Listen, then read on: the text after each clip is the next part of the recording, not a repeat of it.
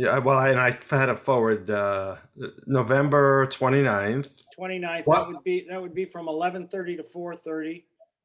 And then the 30th would be pretty much we would start at probably noon and you wouldn't be done till about 8 o'clock in the evening. November 3rd, Tuesday, 30th.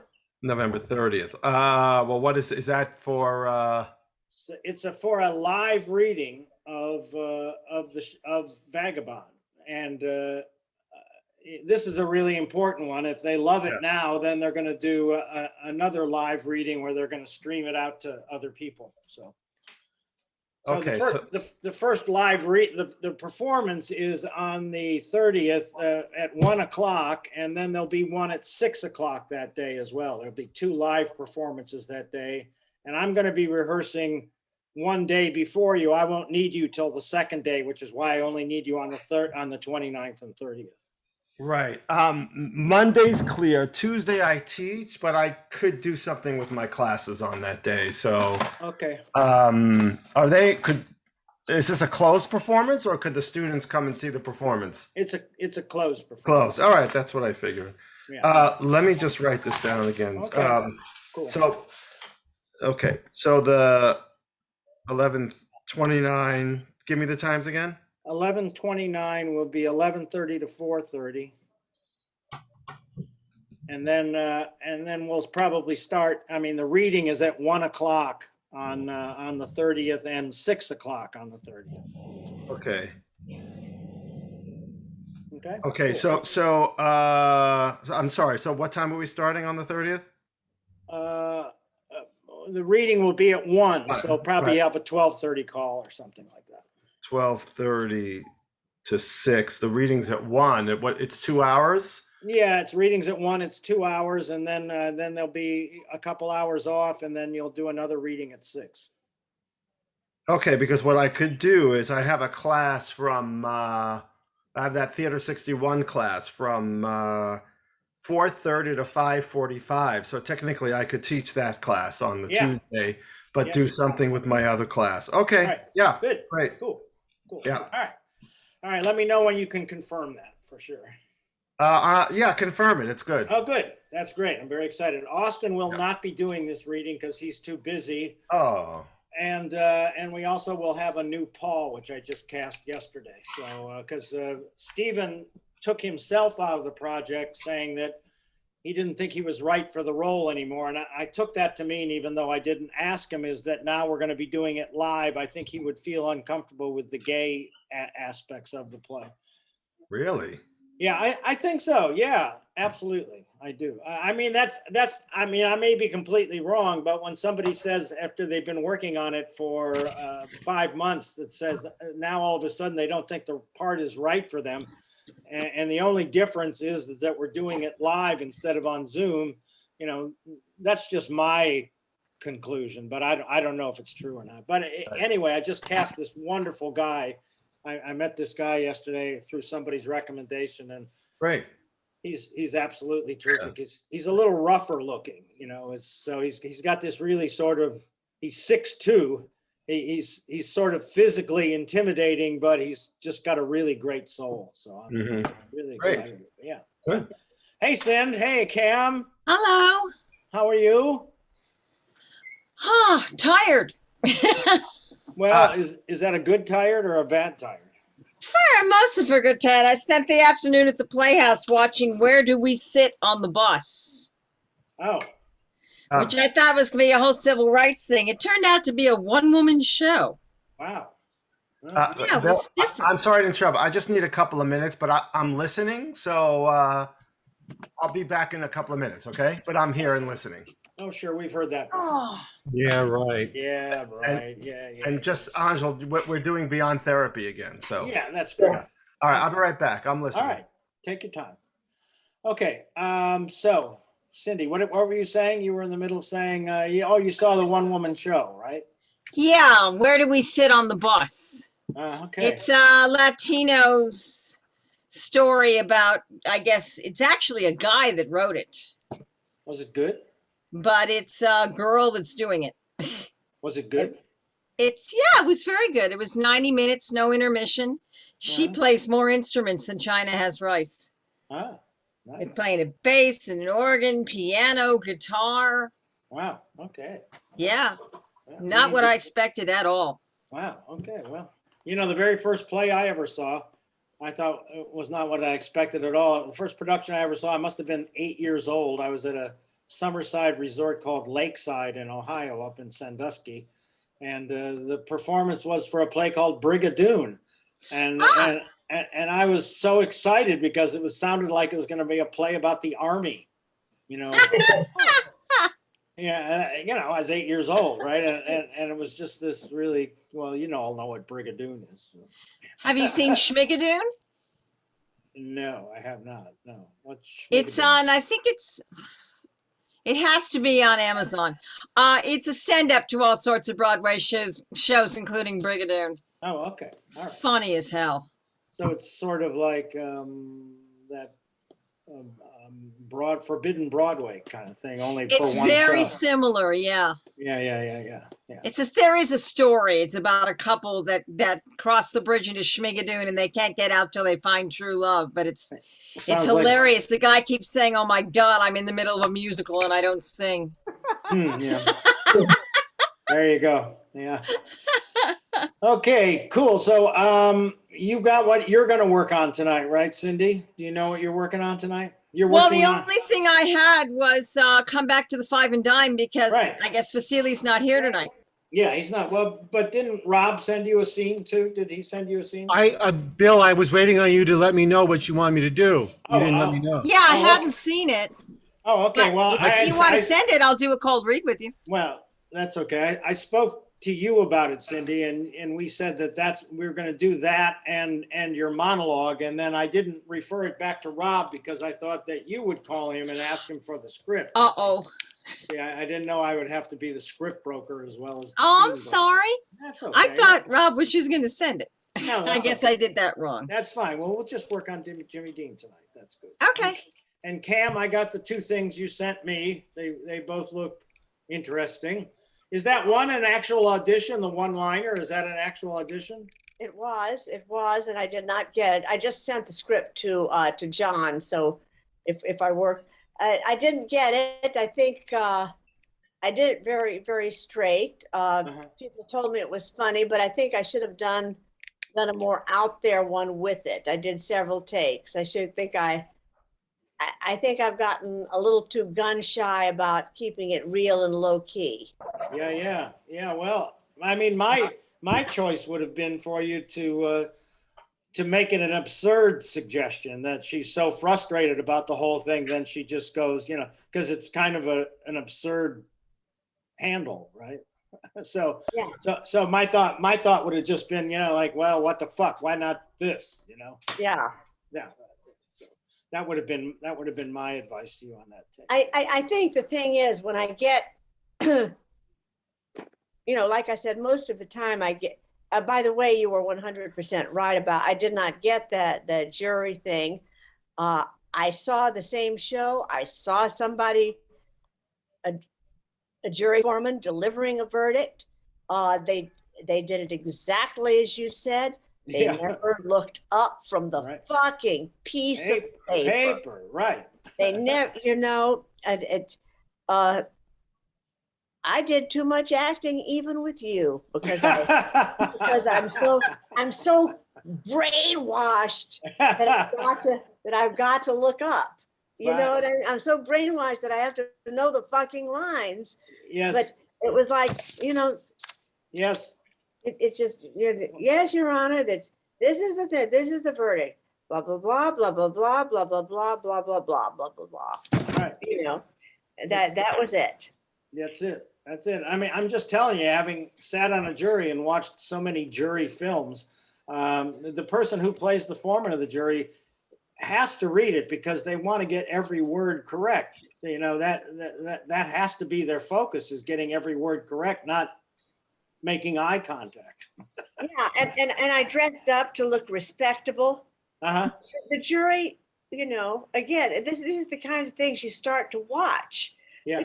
The jury was just wearing comfortable clothes because they're there for fucking ever. So yes, they're just wearing t-shirts and Yeah, but I don't think that's a big issue because I mean, I have worked with people on a jury who really do think it's a formal thing like going to church and who actually it doesn't matter what anybody else is wearing. They would always dress up. That could be a character trait. So I wouldn't beat yourself up for that choice. So Yeah, but I mean, you know, again, I so appreciate that I had one take where I was at least reading.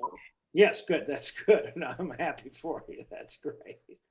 Okay, so we got those, and then that monologue you're doing. When you're doing that monologue, you're doing a reading of that monologue, or do you have to do it off book? Well, it's a reading, but I'm going to get as off book as possible because you know it's you know it's a good idea. Yeah, yeah. Well, I mean, you're processing it in a more real way if you're off book. Yeah, I need to, and with Zoom, you never know, particularly with these primitive Zoom platforms, you never know when you're going to lose the screen. Yeah, yeah. Okay, all right. And those Cam, are- you sent me something. Or are you gonna read the stuff that you sent me? If we have time, I'd Oh. love to read that with you. If you Yeah, could well, post it- we'll probably have time tonight because Vasili's not here tonight. Yeah. So I'm sure we'll have time to slip stuff. in. Bill, if I just put together 4 pages just between me and Sally, and I'm just between Alfred and Sally. I can send it to Send Vincent it to her. if you don't Send it mind. to her. Sure. Okay. send it to her. Okay, Sure, okay, great. sure. Yeah, Yeah. I'll just open it. Yeah, we'll work All on right. we'll work on a cold read. We'll work on the tricks to do a great cold read. And Bill, with the monologue, it is long, it is difficult. In some places, it's clunky. Yeah. I have 3 sessions of this with you before I do it. Yes. I want to work on it like I'm rehearsing a play. Okay. All I right. really want to work on it. I mean, even if you don't like it, I want to work on it. I didn't say whether I like. I mean, I thought it was interesting. You know, It I is. it's not. I mean, the whole idea of the piece is good. There's a couple transitions that don't make sense to me, but most of it makes sense. Now, certainly, the whole idea of it makes sense to me. You know, I like that. The whole idea of it. It will make sense by the time I finish. It will have Okay. to make sense. By the time I finish working on it and rehearsing it, it's going to have to make sense. All right. It So will- what we're going to try to do is to just find the connective tissue tonight, so that you can work on that, and then we'll work on it in stages. So we'll Yeah, work. that's what I want to do. Yeah, we'll work tonight like it's stage 1, like a first read through, and just talk it through and see what we think from there. Yeah. Yeah. Okay. Yeah. Cool. I have 18 days. Well, that's plenty of time. That's Lot good. of But it's a long monologue if you're going to learn it. So Yeah. yeah. But Well, I got as close as I can to learning. yeah, good.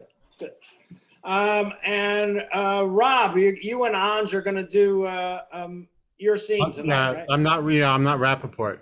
Yeah, great. You were working on your Yiddish dialect.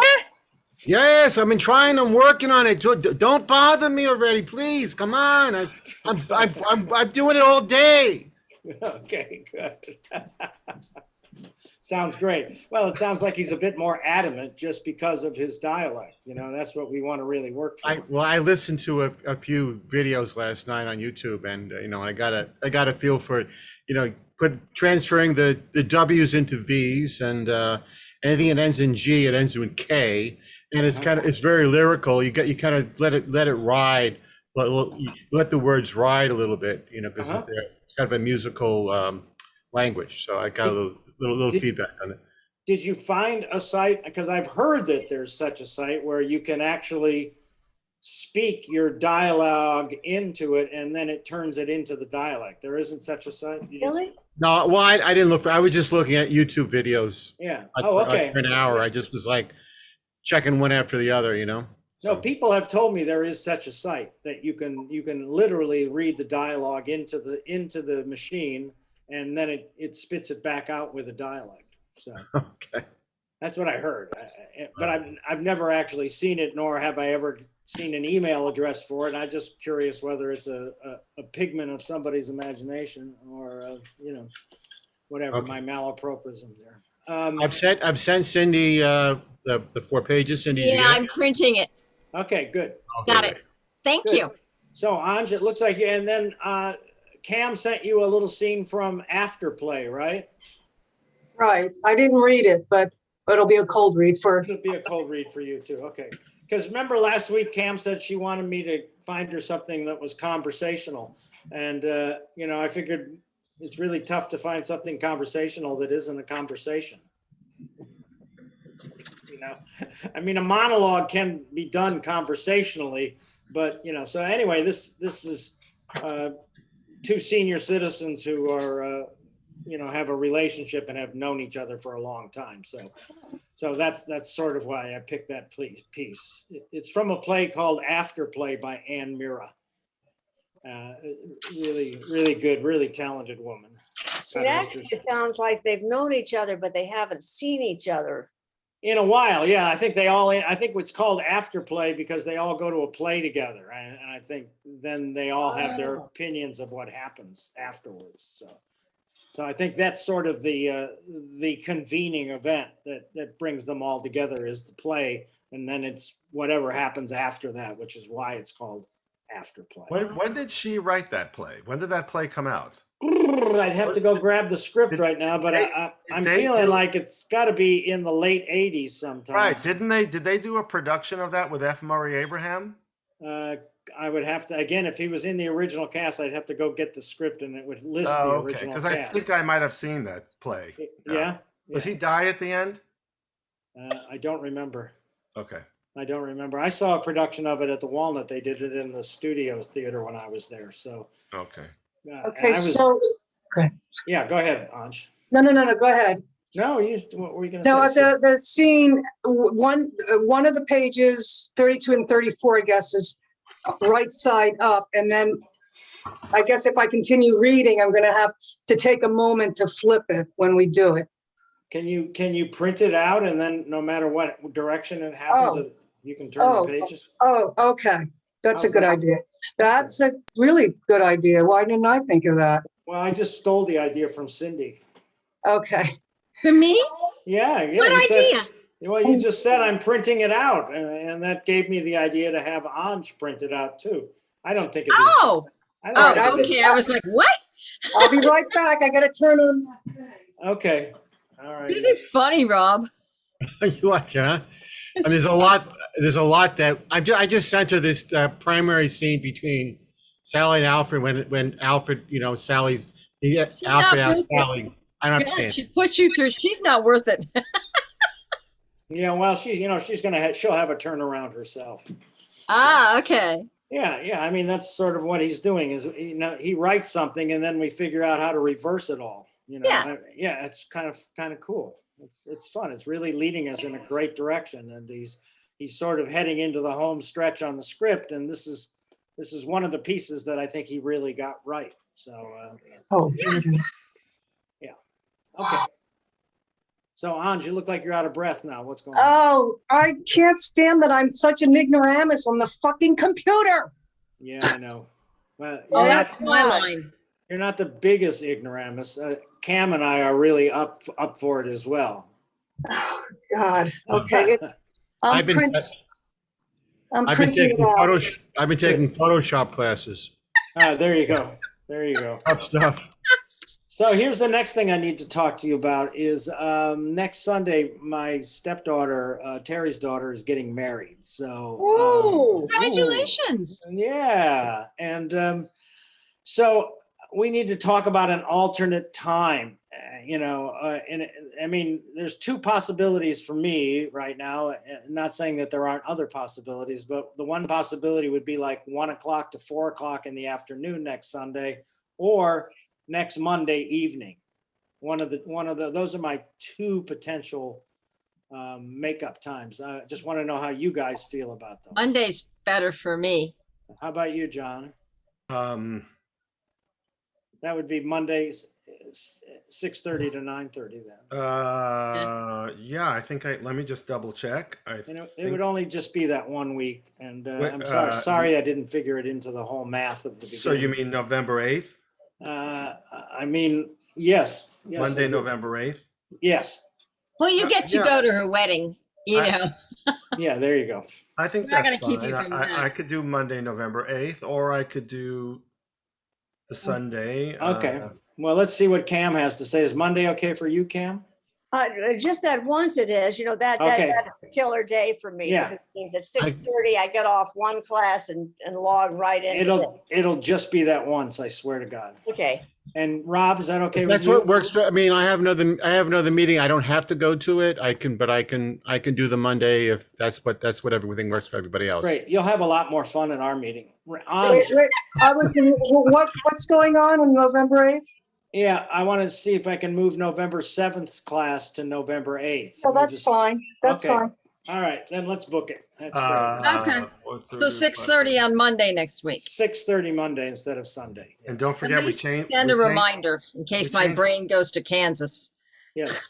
We changed the clocks next weekend. Yeah, that's good. But we change them on Sunday, so you have a whole day to realize you fucked up. It's not as big a deal anymore with all these electronic devices that change themselves. That's true. That's right. Yes. But we still use the same link. Oh, yeah, John, we'll still, yes, we'll use the same. Okay. Is this the permanent link, the one that you sent on this email? Yes. Okay. Yes. Okay, yeah, So I keep trying to save it and lose it. John had to send it to me. I'm putting it in a special file. Nobody's gonna touch it but me. I swear. You had to send it to me too. Okay, Excuse me. So we're going to tell Mel about that. Yeah. She's going to come Yeah. back. Okay. And then I am in Arizona on November 14th, and hopefully I will have internet, and I do Great. plan to be in class. So great. Send- You better be. yes. You better be. You better. You better. Send Data? it to Pete. We'll need it. Ange, are you doing Mel's play? Yes. Great. Are you doing it? No, I'm sure Bonnie is. I'm doing Yes. Yes. Jimmo's play. Okay. Great. Is our last class the 21st of November? of It this- is. It was all Okay. designed to be before Thanksgiving started. So Right, that okay. was the beautiful design of the whole thing. And then what's happening after that? Are you doing another one after that? Oh, of course. Absolutely. Absolutely. Then We'll be while we doing- get Thanksgiving off and then Yeah, come- yeah, we'll have Thanksgiving off and then we'll see if we need to take one more week off, but we'll all decide that, whatever you guys want to do. So, yeah, Okay. absolutely. Yeah. Otherwise I can't buy anybody Christmas presents. well, you're stuck with us. You know that, right? God, I hope so. I just love this Sunday night thing. I'm paying Tom in the box or broke, whatever Yeah. comes first. There you go. Okay. So what are you saying? You say maybe we'll start up again after New Year's or Christmas? No, we'll start up after Thanks. In other words, it'll be probably the Sunday after the 28th of November. November. Thank you. All right. Yeah. And Oh, we're then- not that's- taking, Then we'll work around the Christmas. Christmas and New Year's. so we're Yeah. not taking a week off? Well, that would be a week off, wouldn't it? I mean, in other words, we're not Right. going to be meeting on the 28th. Where our last meeting's on the 21st, then we'll skip, then the 28th will not meet. Right. And then the following week we will. Okay. Oh, that works. I Yeah. just have that play that Cam did the scene from, the Holocaust play that we're working on. We're doing it on January 9th, so we won't be able to do Sunday because the performance is at 7 o'clock. We're doing a Zoom reading again for a synagogue. Okay. Oh, So- send the link. Yeah, I could see you guys can see it. People on the outside could see it. Yeah. Okay, Yeah. well, then in that case, we'll start the week after that. It'll be fine. We'll work that out. We'll talk about that as we go along. Yeah. Okay. All right. I just wanted to make sure we got next week straightened out so I can go to my sweet stepdaughter's wedding. You just skip the wedding, Bill. Just skip the wedding. And then you don't have to buy a present or. Yeah. Well, that's already been done, so not going to work. Okay, so let's start with, we finished with Anj and John last week, so let's start with them this week. Does that sound like a good idea? We'll reverse. Sure. I have no complaints. Uh, So tell me a little bit about, I could complain, but I won't. all right. So, so we've got the rabbi over here. Right. Anyway, tell me what you guys have worked on this week. And did you get a chance to work on it very much? Yeah, yeah, Good work. yeah. Mhm. Worked on lines and Right. we worked on, I guess, our individual values. Some of those And things that we talked taking about your last notes time. in, yeah. Yeah. Great. All right, good. So, Cindy, can you stay on script again? Oh, sure. Let me get it open. Just in case. I think we're in much better. We are. I don't think. I know we're in much better shape this time, but you look like you're in better shape. Uh, Wait a minute. Hold on a second. Wait. Bum. He'll be here all week, folks. All right. These are the jokes. Is this thing on? Hold on. Oh, God. All right. Okay, let's all click off and Hold on. gotten a couple good views of Cindy's sweater tonight. I love it. Oh, God. Embarrassed. Okay. Thanks. Oh, I'm flattered. it's a very nice sweater. It has texture. So, Beautiful color too. Yes, it is. Thanks. Yes. Yeah. Maybe I'll wear it more often. All right, there you go. wait a minute. Oh, hold on. I'm sorry. If I just want you and me, John, is it speaker view or? What is it beyond therapy? Well, gallery will have us both on. If you just want to see my face and not your face, Oh, okay. Yeah. then you just put it on speaker view. Okay. I thought I was off. What Okay. happened? Oh, never mind. You're on, Cindy. We see you. There we go. I'm off anyway. I'm Now 27, right? She's asking, is it page 27? Oh, yes. I'm sorry. yes. It's Act 1, Scene 4. Let us know when you got it, Sin. Not 27. No? Oh, wait. I'm not on 27 yet. It's funny. The way this is divided in the PDF, that's not the page that you're actually on. So let's just make sure we got the same starting line. What's the first line? Oh. Oh, yeah. Oh. It's Prudence and Bruce, right? I got it. Yes. Okay. Okay. Great. All right. Unless there's anything else we need to know, launch it when you're ready to go. Okay. Ready, Hans? Yeah. Oh, yeah. I'm sorry.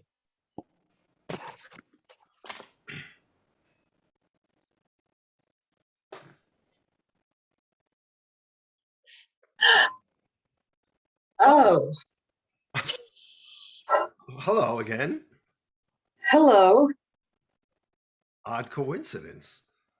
Yes. Are you meeting someone? Well, yes, I am. Me too. Are you meeting someone who answered your ad again? Yes, I am. I'm answering an ad too. I'm embarrassed to say. Oh, never be embarrassed. We're all human. Yeah. Well, I think I'll wait over here. Excuse me.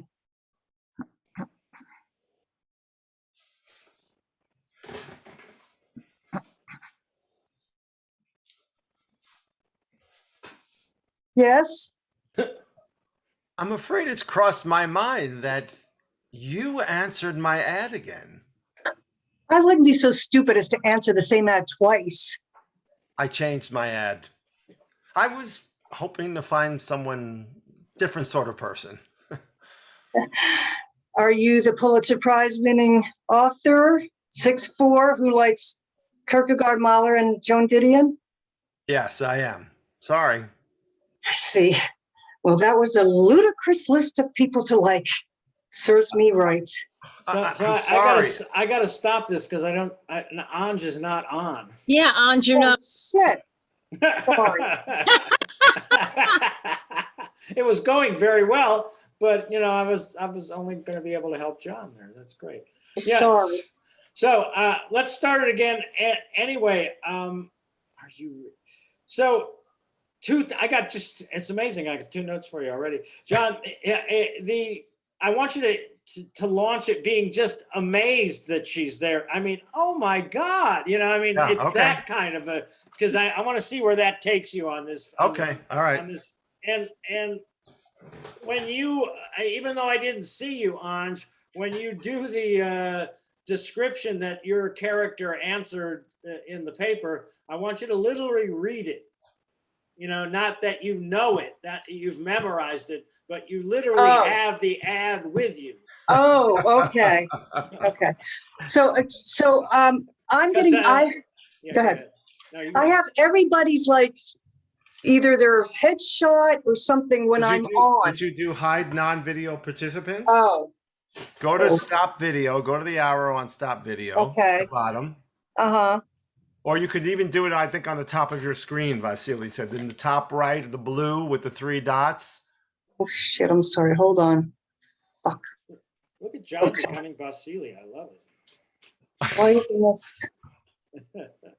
See where it says, what, are The you there? speaker gallery full screen. Did you go to the little blue, if you go into the upper right-hand corner, if you go in the upper right-hand corner of your screen, it says mute, and hi. then there's a box with 3 dots. Yeah, it says mute, Now stop click. video, Go ahead. choose virtual, pin, hide self view. It doesn't say hide non-video participants. No, I think she has to do the other one down in the left-hand corner. Yeah, go all the way to the bottom of the screen where it says stop video. Hit the little arrow on the right. Okay, and it says, And hit video settings. yes. And then, Then Hide- scroll hide down. You'll non- see a list of. oh, yes, hide and it says non-video. hide Okay, thank you. non-video, yes. Okay, great. Got Yes, it. yes, Bill. Vasily taught me everything I know about computer. Well, it's very exciting to watch. All right, here we go. Anytime you guys are ready. Okay. here we Okay. go. Give me 1 second. Okay. Say hello. Say hello, Anj, for a second. Hello? Yeah, your face is still not coming up. Oh, Yeah. well, I didn't know you there wanted. you go. There you go. I didn't know, Okay. but I'm good, on you had it blackout. off. I'm sorry. Of course. That's okay. Sorry. Okay, I'm ready. All right, anytime you're ready. Okay.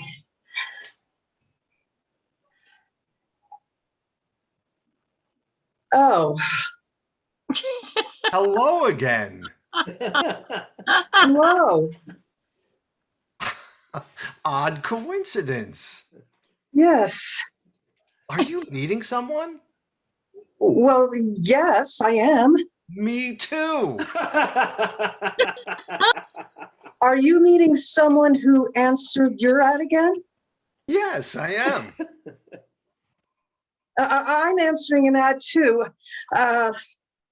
I'm embarrassed to say. Oh, never be embarrassed. We're all human. Yeah, well, I'm going to wait over here. Excuse me.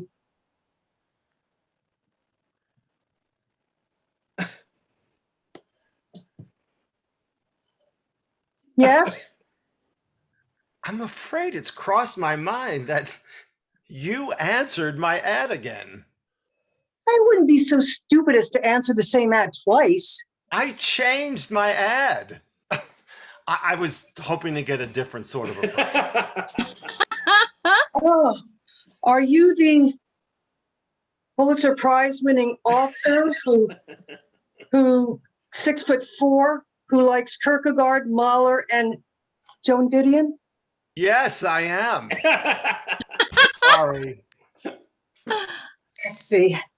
Oh, it's a stupid list of people to like anyway. Serves me right. I'm sorry. It's really just it's really bad luck that it's you again. Oh, thank you very much. Rather, I mean, bad luck for you too. That it's me. I mean, Oh, I feel so stupid. I mean, do you think we're the only two people who answer these ads? I doubt it. Maybe we're fated. Jinx seems more like it. You feel like you're unlucky, don't you? In general, I mean.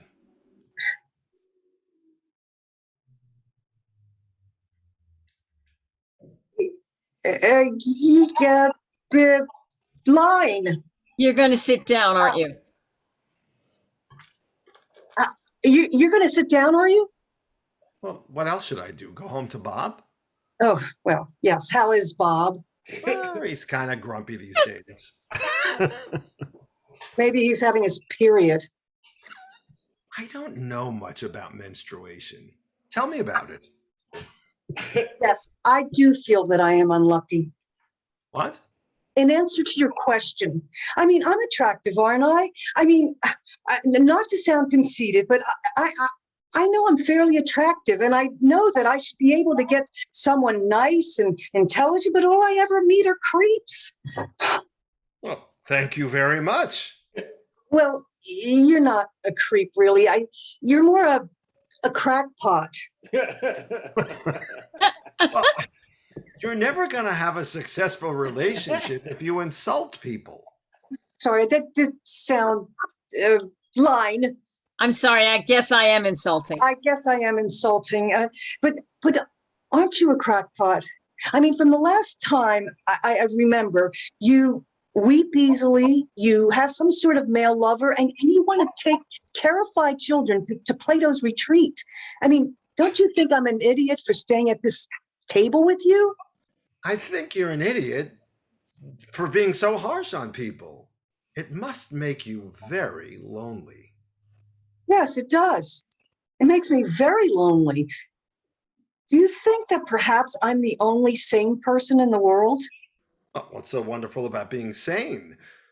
You must have madness, Zorba the Greek says. To whom? Sylvia Plath? You really don't like me, do you? Well, I really don't know you. Well, no, I probably don't like you. You think I'm not masculine enough, probably, don't you? Well, I wouldn't say that. No, I can tell. Women always look at me and I can hear them disapproving of me because I don't swagger. The stupid John Wayne syndrome. No, really. It has nothing to do with masculinity. I mean, you seem like a really nice person, on the surface at least. Well, thank you. You have lovely hair. Do I? You don't know how to accept a compliment. Well, it seems kind of ridiculous for you to look at me soulfully and say you have lovely hair. I mean, do you get results like that from men? You're making fun of me. Oh, no, I'm not really. I'm just confused about this Bob. I mean, if you're living with a man, why do you want to meet a woman? I want to be open to all experiences. Well, that sounds all very well, but surely you just can't turn on and off sexual preference. I don't have to turn it on or off. I prefer both sexes. I don't know. I find that so difficult to believe. Well, why would I be here with you if I weren't interested in you? Well, perhaps you thinking of murdering me, or you want to punish your mother. Or I might just be trying to reach out and touch someone. Oh, that's the slogan to Dr. Pepper or Coke, I think. The telephone company, actually. But it's a good slogan. I mean, isn't that what we're all trying to do? Reach out to another person? I mean, I put an ad in the newspaper after all, and you answered it. I know. It's very hard to meet people. I mean, I do meet people at the magazine, but they're never right. Like last week, I met Sean Cassidy. Of course, he's too young for me. Bob really likes Sean Cassidy. I'll try and get them together.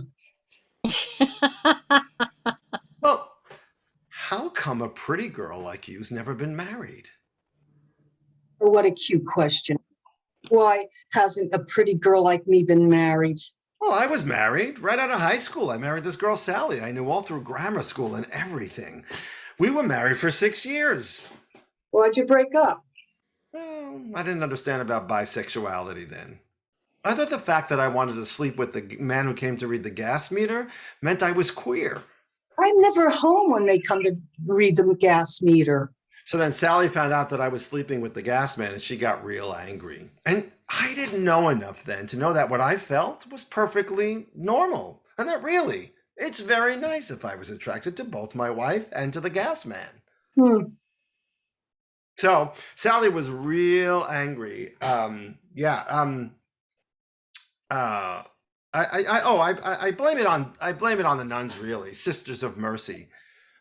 I mean, they didn't tell us anything about bisexuality. They didn't?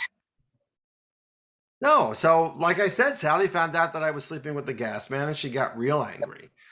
So then we took me to this very repressive psychiatrist who thought I was really sick, and he puts me in the hospital and he gives me a brain scan. And Oh, after that, I had to see him every 2 weeks twice a week to find out what was wrong with me. And every 2 weeks, Sally made me go see this priest who lectured me and read to me from the book of Leviticus. I don't know the book of Leviticus really. Oh, it's this really terrific book in the Bible that says that if two men sleep together, they should be put to death. And how you shouldn't eat any animals with cloven hooves or who chew their cud. And then they have this long list of animals. Oh, and then all about how women who have their periods are unclean for 7 days. And if you touch them, you have to go wash yourselves. And you can't sit in a chair they've used or anything. It's a really good book. What happened to Sally? Well, she was real mad at me, I guess. So she fell in love with the manager at the A&P, and we got a divorce. So then I came to New York and I got a better therapist who made me see that what I felt was perfectly fine. And I've really been much happier. Although Sally still hates me. What about you? What? Well, what about your life? Well, I haven't been married. Well, I could have married this high school basketball player boyfriend I had, Paul Renard. My mother wanted me to marry him. He was very tall and drank a lot of milk and wore sweat socks.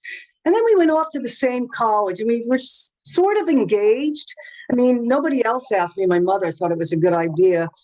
And then after being engaged for a year, I realized I really didn't want to marry him. I know I kept thinking I should break it off, but I couldn't. Why not?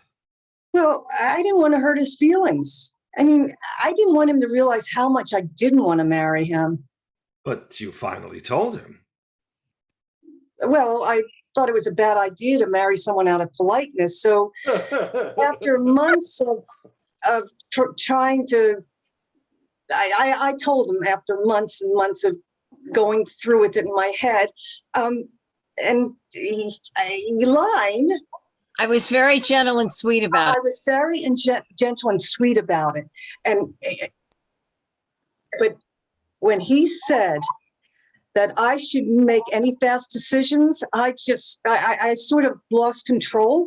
I shouted at him. I mean, he was taken back and offended. He said he was going to join the monastery, but I think that was silly because I don't think Unitarians have monasteries. But in any case, I didn't have to be Mrs. Paul Renard. Thank goodness. Have you ever seen a therapist? Yeah, I'm seeing one now. Oh, I'm glad. And so what happened after college? Well, then I went to what school did I go to? Line? I went to journalism I school. went to journalism school, and my mother kept calling me up and saying, "Why won't you marry Paul?" It drove me crazy, and then she finally stopped. How come? Well, he married my younger sister. How odd. I thought so too. But why shouldn't he? I didn't want to marry him. They have 2.8 children. She's pregnant. Oh, well, who else did you go out with? Well, for a while, I was afraid to date anyone more than 2 times. So I didn't see anyone for a long time because I thought I would have to marry someone. But then I thought that was silly because I realized I didn't have to marry anyone I didn't want to, unless, of course, you went out with them 4 times.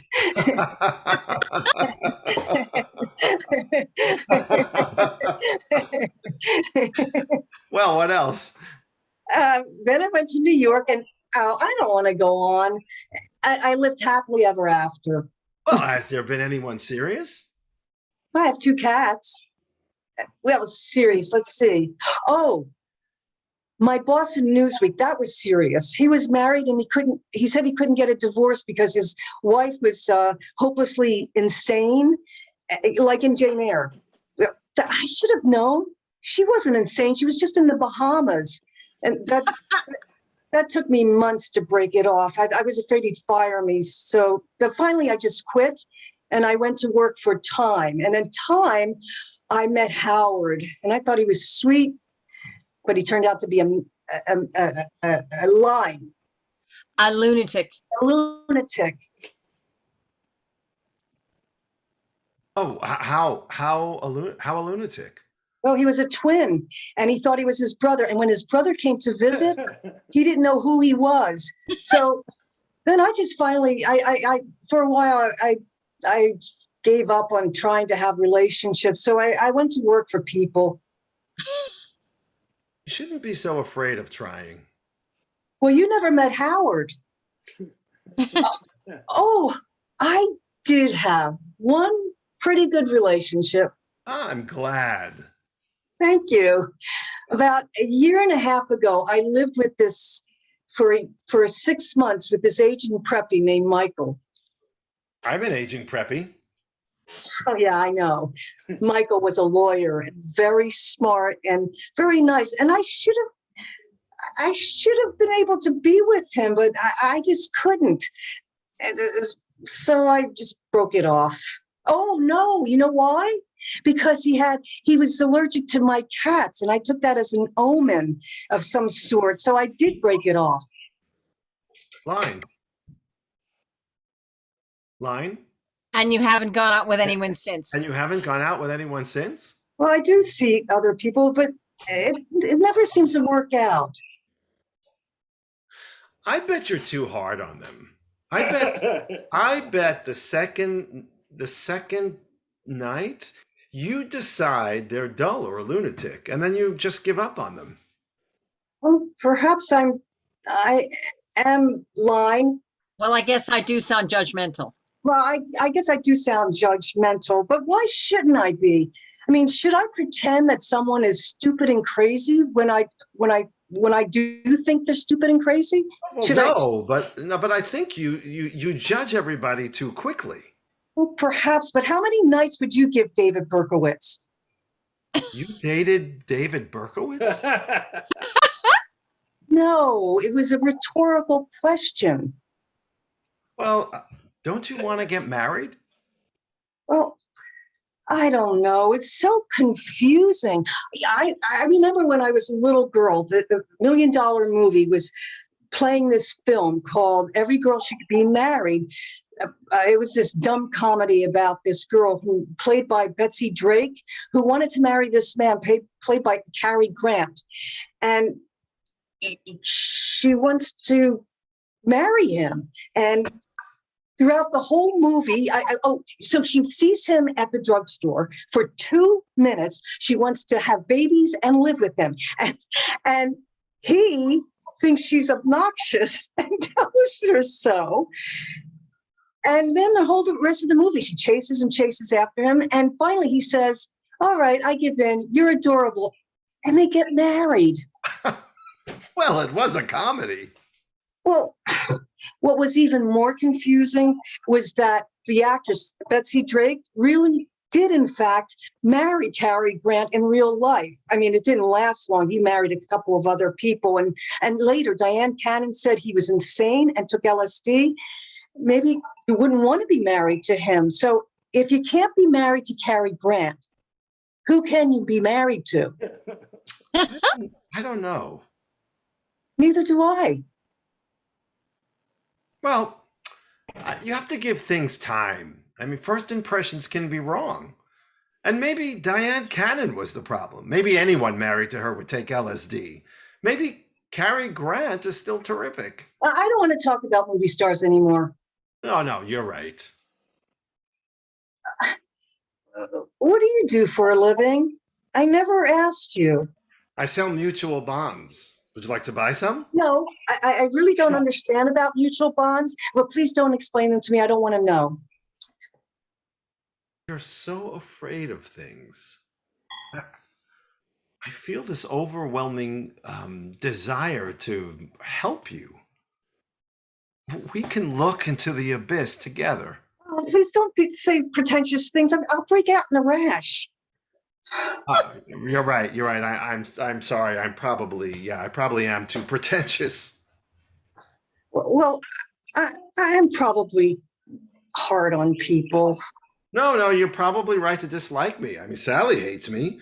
Sometimes I hear myself talking and I just understand why nobody likes me. Oh, please don't be hard on yourself on my account. I mean, everybody's stupid, so you're like everybody else. I'm sorry. That didn't sound good. I'm stupid, so everybody is stupid. Well, it's human to be stupid. There's a somebody I'm longing, da da da da da da da da da da. Someone to watch. I didn't know you were stopping. Sorry, I didn't know you were starting. I know, it's stupid to like that song. It's a pretty song. I guess it is. I like you. Do you? You still don't know how to accept a compliment. Well, Just say thank you. No, really, just say thank you. very well. Thank you. I do like you. I like women who are independent minded, who don't look to a man to do all their thinking for them. I like women who are persons. Well, that sounds like you've been coached by Betty Friedan, but it's a nice sentiment. Of course, any woman who's independent minded wouldn't like the song, Someone to Watch Over Me. Well, we have to be open to contradictions in ourselves. Nobody is just one thing. That is very true. And that wasn't a crackpot comment at all. I know it wasn't. And just because I'm a crackpot on some things doesn't mean I'm a total crackpot. In many regards, I may be a fine and sensitive person, but you'll never find out if you close yourself off to the possibilities just on the basis of a few crackpot comments. Oh, that's very true. Not as true as what you said before, but true too. I like you. I like you. Do you like me? I don't know you. I don't know you very well. Well, do you want to get to know me? Well, I don't know. Well, maybe I shouldn't. I mean, we did meet in a personal ad, and you don't have a Pulitzer Prize winning. I have a membership in the New York Health and Racket Club. Well, same, but not. Well, really as a same. member, I can get you a discount. Oh no, I'm not ready to exercise yet. I'm not ready. I just can't commit. We're getting on, aren't we? Well, yeah, in a way. Do you think this restaurant doesn't have any waiters? Oh, maybe they're on strike. Hmm. Well, why don't we go to another restaurant? I know a great Mexican one. I don't like Mexican food, really. Oh, Japanese? Not really. Chinese? Well, better than Japanese, but Well, where do you want to go? could we go to an American restaurant? I know I'm dull, and I mean, I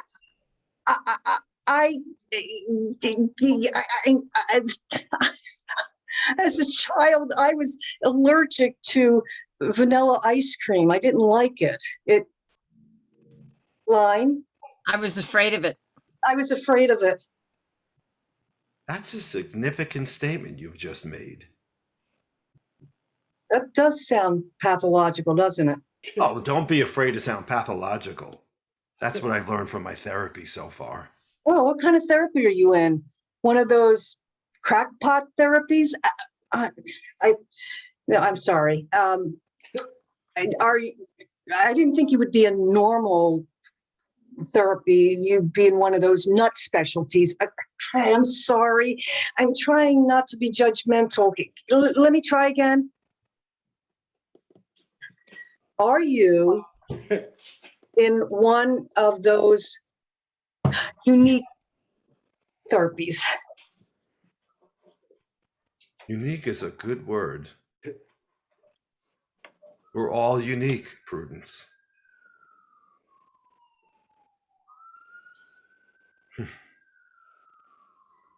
That's it. Scene. Right. Wow. Scene. My Sorry God. about some of the lines. You know, I mean, that's okay. You know why you forget the line, right? You do know No, that. yeah. It's because you're in the right place. So, I just want you to realize that the progress you've made on, I mean, it's fucking hysterical scene. Sure is. It really is. And I think you it's two are, hilarious. well, you guys are perfectly cast in this scene. And it just works so well together, and you guys work so well together. And it's just grown each week. And so I don't ever want you to apologize for screwing up a line in a rehearsal. Again, Okay. you have to realize that, and it's funny still after all these years, that you're in a rehearsal. We're not ever performing. I don't want you to ever feel like you're performing here. That you're always exploring, and that's exactly what you were doing. And so the negative comment about yourself is just Okay. You were in the right place. I just want to congratulate you guys. Thank you. I mean, everyone. I leave my mute off. I mean, I like it, so it sort of makes it live. Because I mean, you guys make me laugh out loud. I mean, it makes Cindy laugh out loud. Cam probably mutes herself so we don't hear her laughter, but she was probably laughing. The sirens that I don't want you to hear. There you go. You're gonna. The only time I muted myself was when I sneezed. So that was it. But I mean, you guys all see the progress in this scene, right? Oh, absolutely. Yeah. It's just stunning. And John, that amazement at the very beginning was, oh, wow. I was gonna say to you, I think that's the key. That's the key. Really the key. Yeah. Yeah. Because that did it. Yeah. You launched it, and then you just kept following through on it, and it was just hysterical. Because honestly, when you think about it, that you're surprising and amazed and comfortable with it, and she's surprised and amazed and uncomfortable with it is the key to the whole scene. The one reason that Anj, I think, forgot her line was because you forgot to sit down first. Yeah. Sorry about that, Anj. Right, that's all right. It's okay. Was it that you were waiting for him to sit down? Or Yes. No, I was waiting for him to sit. I got you. In which case, then I would always encourage you, when you see that you could clearly see that John did not get it. You needed to, aren't you going to sit down? In other words, that's how you would save him on stage. Okay. If it was a performance and not a rehearsal. That's all I'm saying. Right? All right. Good. John, what's your, I think you could have a stronger point of view on what am I going to do? Go home to Bob? Like Love that line. What else? Yeah. What else should I do? Go home to Go Bob? home to Bob? It's so that the point of view is that you and Bob are really having an out of a relation. You're really in a bad place. Right. He's kind of grumpy these days. Yeah, exactly. And I just think that would be a funnier choice. Must have madness. Yeah, you have a line called, you say you must have madness, right? That's the Zorba line. You must have madness, Zorba the Greek. Oh, but I say to her, what's so wonderful about being sane? You must have madness, Zorba the Greek said. Yeah, and to me, from his character, it should have been more, you must have madness. Yeah, okay. I mean, just really, because she doesn't know you that well. So the more absurd you go, and believably absurd, not unbelievably absurd, Yeah, the better it's going to work for you. Here's another positive thing. Your issue with your own masculinity was very clear this time, and it made a really big difference. That was so great. because then he's not just this whole accepting person. He has to have his little flaws inside, and that's just something that's always eaten away. And I think it strengthened the scene from your point of view. Anj, your journalism school and the line call before, actually, both of you had great line calls. I hope you all noticed that they were, absolutely staying in character for the line call and then waiting for the information. Oh yeah, John, you also have a line that I didn't know I was bisexual. Do you have that line, something like that? No, I say, I thought I didn't know I was bisexual then. I thought the fact that I wanted to sleep with the man. Oh, wait a minute. The man who came to read the gas meter meant that I was queer. Not that Yeah. one. Is that the one? No, it's something like I didn't know I was. She says something to me about, right, and I say I want to be open to all experiences, and she said, but you can't just turn it on. I say I don't have to turn it on and off. I prefer both sexes. And then she said, yeah. So I prefer, but you should be very extremely comfortable with that line. Yeah, and it was almost like a little bit of an explanation as opposed to just his great comfort level and open comfort level with what he's learned from his experiences. Okay. The laugh section that you guys added was hysterical. I Oh, thought that just came out of nowhere. That was great. Well, maybe that's why it was so perfect. It just seems so kinetic and organic to that moment. Yeah. I thought it was something you worked on, but obviously, through our working, it occurred to me that just organically, I guess, that these things started to happen a little bit, and then I went more with it, especially because I think it needs to be clear that they are enjoying each other slowly. Things are happening. Yeah. So there's got to be a reason why they like each other by the end. Right. Well, yeah, but again, I want to tell you that's there in the script. That's in the writing. That sense that they are closer to each other. And you remaining true to yourself, not trying to manipulate it to make me feel that this is it. Trust me, it's there in the script. It's really there. Anj, the logic of one of my favorite lines. Well, he was a twin, and he thought he was his brother. Right? You have that line, right? Right. You need to have a little bit. You need to be really clear on that explanation and have a strong point of view about it. Okay. Right. I mean, that's pretty fucked up, right? I mean, it can't be. Well, he was a twin and he thought he was his brother. Yeah. It can't just be a throw-off line, Right. because this is something that Anj, your character, would be very judgmental about. Well, he was a twin and thought he was his brother. Why the fuck would I continue dating him? Right? Exactly. Okay. Yeah, I was dismissing it. Yeah. You were sort of thrown away. Yeah. Bet you're too hard on them. Yeah, good line, Ange. Oh, I did. Good relationship. Oh, yeah. When you have that. Oh, I did have a good relationship. It should be a difference in tone there. Like, oh, I finally thought of something, so that there's a drive and a different tone to it. It's not like, so it's not just another one of the ones. It didn't come off because I tried to do it. That was your note from last week, and it didn't come off. No. Okay. Oh God, I did. Oh, I'm sorry. I forgot. There should be a complete different seriousness about that. You'll see it on the playback. Okay. That's very similar to the other relationships. Okay. Okay. John and Anj, please don't explain to me. What is that? This is a moment for both of you. The bonds thing? The what thing? Is that the bonds? Don't explain to me about bonds. I don't want to know. Oh yeah. That's the one. Yeah. Why I know that.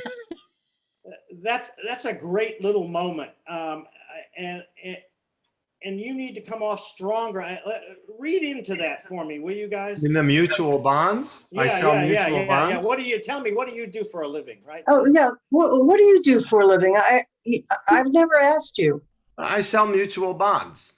Would you like to buy some? No, I really don't understand about. So that no should be no. Right. like no fucking way. No, Right. don't go Yeah. there.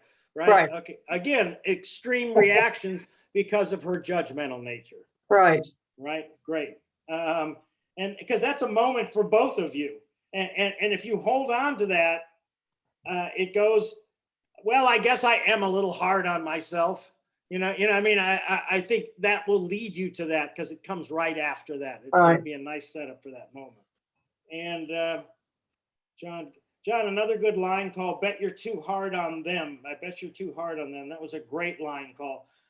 And I hope you guys also noticed that because they called for their line so well, that the moment, and I hope you notice this on the replay, that the moment right after the line call is always so true. If you make a good line call, it's actually sometimes inspired. And I just want to reinforce, keep doing that. And I think both of you have finally, I think everybody has finally learned that in this class is their natural reaction to screwing up their lines. And I've never had a class of people that have grasped that. Yeah. Completely. Ange, maybe I shouldn't. Yeah, maybe I shouldn't. What's that line? It's toward the end. Do you like me? I don't know. Maybe I shouldn't. I mean, we did meet at a personal. Good. Yeah. So that even that's sort of the exact interpretation you gave there. What you did on that interpretation was you made it negotiable. It should be, oh well, maybe I shouldn't. It's a place for her to fall back to who she used to be, right? Yeah. Okay. And you pull back truthfully, right? Yeah. Same thing on not really. So that you're never not true to the source of who that character is. Okay. Because yeah, you can't just change a million different ways in one scene. But that's right. Yeah. It's really great, and it's funnier that way if you guys hold on to it. It's just wonderful to see your work, both of you guys, and you can tell how much you love working together on this piece. It's just terrific. It's a lot of fun. Yeah. It really is. Yeah. I would put this in any great scene showcase for some of my students. This is one of the best scenes that has ever come out of the class, I think. Oh. And in one of the most difficult areas. I mean, farcical writing is one of the most difficult things to make you believe in it, Right. There's some pretty crazy shit here. I love that. I love trying to make what seems impossible to believe believable. It's one of my favorite things to do, and you guys should. That's what I try to do with my writing. Yeah. Yeah, absolutely. Yep. Okay. Cool. Anj and I were talking about we were talking about possibly doing the first scene of the play where they first meet. I think that would be great. I think that would be great. Why don't you take a look at that? Okay. I mean, if you want to keep working on it, I think it's wonderful now that you've sort of. I don't know if we have time tonight, but we could do a cold read because we've done it, but we've worked on that. We've read through that scene before just as preparation for this scene. Oh, okay. I mean, we could even do it tonight. I'm just, we don't have to, but we could save it for next week. Okay. Well, we'll do one of those two things. You're the boss. All right. Well, we'll just see how it goes because you've already been so brilliant, and we'll try to come back to it tonight. We'll see what happens. Thank you, John. Okay. Thank you, Bill. Thank you. Oh, you're Thank welcome. you. You're welcome. Thank you guys for making me laugh so hard. I mean, just really, so great. Okay. Thanks, Cindy. Yeah. Oh, sure. Yeah. I have the whole play if you guys want me on book on the other one. So. Okay. Good. All right. So, what do you say we go to? Let's do Rob and Cindy. Okay. Let's do Rob and Cindy. All right. We'll do this short scene from. This is the beginning of the second act of Rob's play. After he's Right. just. So some of you want to remind him what's happened, Rob? Yeah. Well, hold on a second. I'm sorry. I don't have it up on the screen right now. Hold on. All right.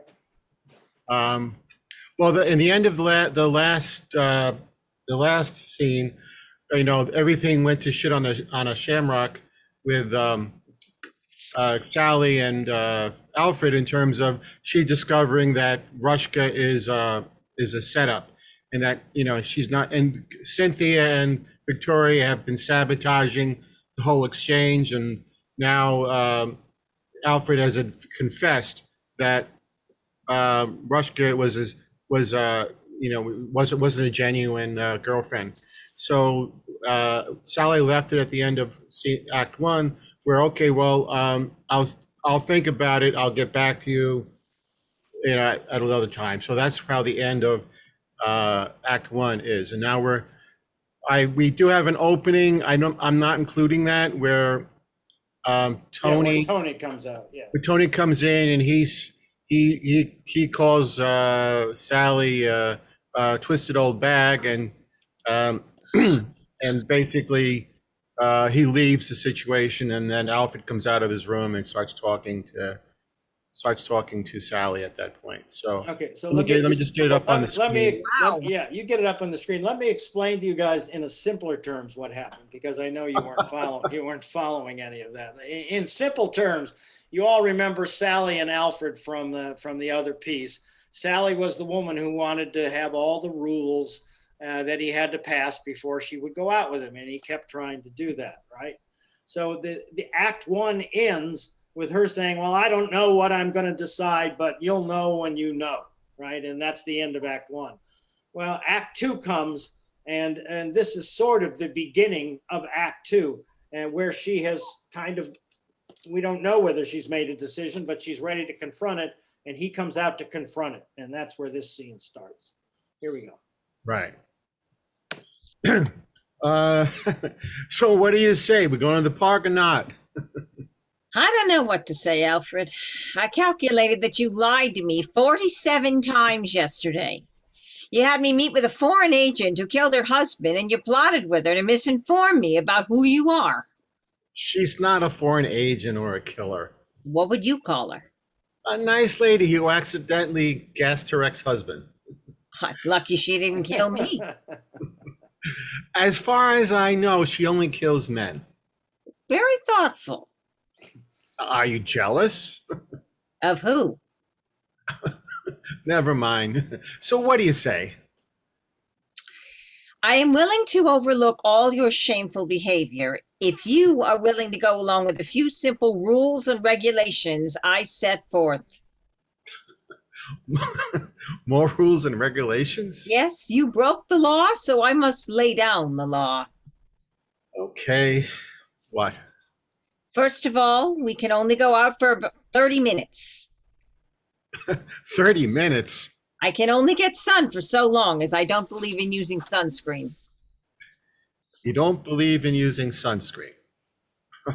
Sure, I guess so. What else? Now, in terms of physical contact, there is none. No touching, no hand-holding, no kissing of any kind on the lips or even on the cheek. And if you dare go near my buttocks, I will never speak to you again. All of this is non-negotiable. Is that understood? Understood. Good. Oh, one other thing. When I speak, you must listen until I am done. No interruptions. When you interrupt me, I will make a note of it, and you will get 10 demerits. And when you reach 100 demerits, our relationship will cease. Oh, got it. But before I forget what's on my brain here, I have to say something. Just say you agree to my... Can you let me speak what's on my brain without interrupting? What's on your brain, Alfred? I don't know. It hasn't said it yet. Okay, speak. Okay. No interruptions, please. I don't want to give you any demerits. First, I would like to say to you that you are a very, very pretty lady. Oh, my goodness. Why, thank you, Alfred. Yes. I was swept off my feet the first time I saw your face. My, Alfred, you are so good with words. It ain't nothing. I'm just getting started. Well, all right. Continue. You are very smart, and you have a very special way of with words yourself. Yes, I do, don't I? And you are very sassy. And why I was so in love with your sassiness that I bent over backwards to accommodate you. I have gone through a sort of living hell trying to satisfy your previous set of requirements. But I'm kind of glad you forced me into all that hell because I met Rushka. I do like her, even though she accidentally killed her ex-husband, maybe on purpose, but we won't go there. The first time I saw her face, I had a feeling I was in love. Of course, I didn't acknowledge because I was in the throes of my infatuation with you, but I knew I was drawn towards her. And unlike you, who I now believe is the most ridiculous woman I've ever met in my 85 years of living, she seems even more alluring. What? Hold on now, I ain't done yet. Now, not only are you the most ridiculous, but you may in fact be the most selfish, egotistical, self-centered, and controlling woman on the entire planet. As a PA announcement. Oh, I'll make the announcement. This is an important announcement. Please notify staff that there is no toilet paper left in any public restrooms before you sit. We are having reports of awkward moments where residents are left stranded without a roll. Thank you for your cooperation. Have you ever been stranded without a roll, Sally? This is an abomination. Our date is off. I still am not done. If my memory hasn't failed me, which it does on occasion, as you know, I believe I am the one calling it off here. You must think you are God's gift if you think you can treat men like this. In fact, you are a hell on earth for men. You really should hide away from all men until you are dead and gone. But if not, for God's sake, stay the hell away from me. Good day. bingo. And he walks out of the room there, and everybody, while this scene is going on, Sally's back is to the main room, and everybody has sort of sneaked into the room and are overhearing this conversation. And when Alfred tells her off finally and closes the door and slams the door, she turns around and then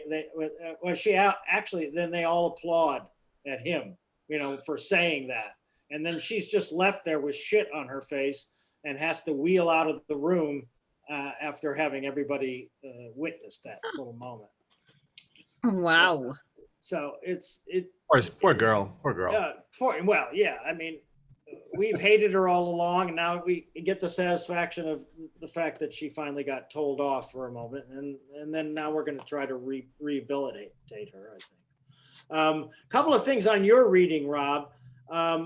From the point where Alfred says understood, what's the line that cues understood? Hold on one second. It's non-negotiable. Oh, she said, "Oh, this is non-negotiable." Is that understood? Yeah, and then you need to go understood, and then she says something else. You need to go got it. In other words, you need to, as the character, be sure of where you're going from the word understood and got it, not later. In other words, you're going to reverse this situation once you've heard this last demand. Right. Okay. So then you got to play into her and understood, got it, and then listen, don't interrupt me. Can you do this without interrupting? Has to be a really stronger threat based on that whole set of builds, right? It's another way to insult what she's doing. Right. Okay. So I hear you. See what I'm saying? And that's what you wrote. It's also fun to hear authors read their own material. When writers read their own material, they often diffuse the point of view of their writing because they're doing something else, as opposed to infuse the point of view of your writing, which is make a stronger decision that an actor would make and not the writer. The writer is always trying to go, oh, this is it, and this is how it moves on. This is why when you write something, you should never be in it or direct it, unless you're like Anthony Mulier or somebody like that. Okay. Who starred in Stop the World I Want to Get Off, wrote the lyrics to Stop the World I Want to Get Off, and directed it. So. Leslie Brickus, yeah. Yes, Leslie Brickus. So you're just saying that I don't have the perspective of the character as well. Correct. You had this perspective of the writer listening for the next word, saying the next word, but not the point of view of the character. The point of view of the character is stronger. Anyway, Right, that's, right. The character would have less overview and more in personal connection with it. from that line where he says let's just go from the line before understood, right? That last demand. Cindy, Okay. read the last demand that she has that cues the line understood. And Rob, from understood, take it from understood. Yeah, and know right now where you're going from that Okay. line, because it's Okay. just one too many regulations, right? Let's see what happens from there. All right, good. Now, in terms of physical contact, there is none. No touching, no hand holding, no kissing of any kind on the lips or even on the cheek. And if you dare go near my buttocks, I will never speak to you again.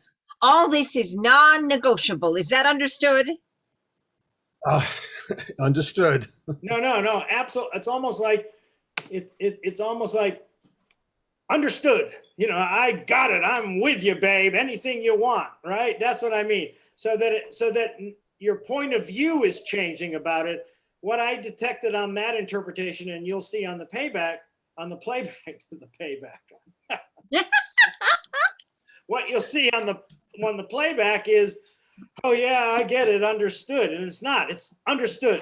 It's you've changed, you're going to completely agree with her, and she's going to think you're completely on her side. And that follows through with the other stuff where you compliment her and you set that all up. This is all a setup from understood. I got it. All right, here we go. Same thing. Start it again, Cindy. Okay. Now, in terms of physical contact, there is none. No touching, no hand holding, no kissing of any kind on the lips or even on the cheek. And if you dare go near my buttocks, I will never speak to you again. All this is non-negotiable. Is that understood? Understood. Good. And one other thing. When I speak, you must listen until I am done. No interruptions. When you interrupt me, I will make a note of it and you will get 10 demerits. And when you reach 100 demerits, our relationship will cease. Got it. But before I forget what's on my brain here, I have to say something. Just say you agree with my... Can you let me speak what's on my brain without interrupting? Good. And again, here, can you let me speak? And now this is where you start to turn it around, right? Now you start to be as rude to her as she was to you. That begins the turnaround. Understand what I mean? Yes. That was great. Let's go back to the same spot, because I want you to understand this actor-wise, how this turnaround that you wrote works so efficiently. That was great. I did it with your edits. Let's be honest. You put in some good edits here. Yeah, listen. Jesus Christ, every writer needs a great editor. Period. Don't kid yourself. Okay. Every writer needs somebody to tell them what direction they're going. So don't give yourself less credit for coming up with what you're doing. Okay. Right, let's go back to understood. Here we go. Understood. Good. One other thing. When I speak, you must listen until I am done. No interruptions. When you interrupt me, I will make a note of it and you will get 10 demerits. And when you reach 100 demerits, our relationship will cease. Got it. But before I forget what's on my brain here, I have something to say. Just say you agree to my regulations. Can you let me speak with what's on my brain without interrupting? What's on your brain, Alfred? I don't know. It hasn't said it yet. Okay, speak. Okay. No interruptions, please. I don't want to give you any demerits. First, I would like to say to you that you are a very, very pretty lady. Oh my goodness, why? Thank you, Alfred. Yes, and I was swept off my feet the very first time I saw your face. Oh, my, Alfred, you are so good with words. It ain't nothing. I'm just getting started. Well, all right. Continue. You are very smart and you have a very special way with words yourself. Yes, I do, don't I? Yes, and you are very sassy. I was in love with your sassiness. I was so in love with your sassiness, I bent over backwards to accommodate you. I have gone through a sort of living hell trying to satisfy your previous set of requirements, but I'm kind of glad you forced me into all that hell because I met Rushka. I do like her, even though she accidentally killed her ex-husband. Maybe on purpose, but we won't go there. The first time I saw her face, I had a feeling I was in love.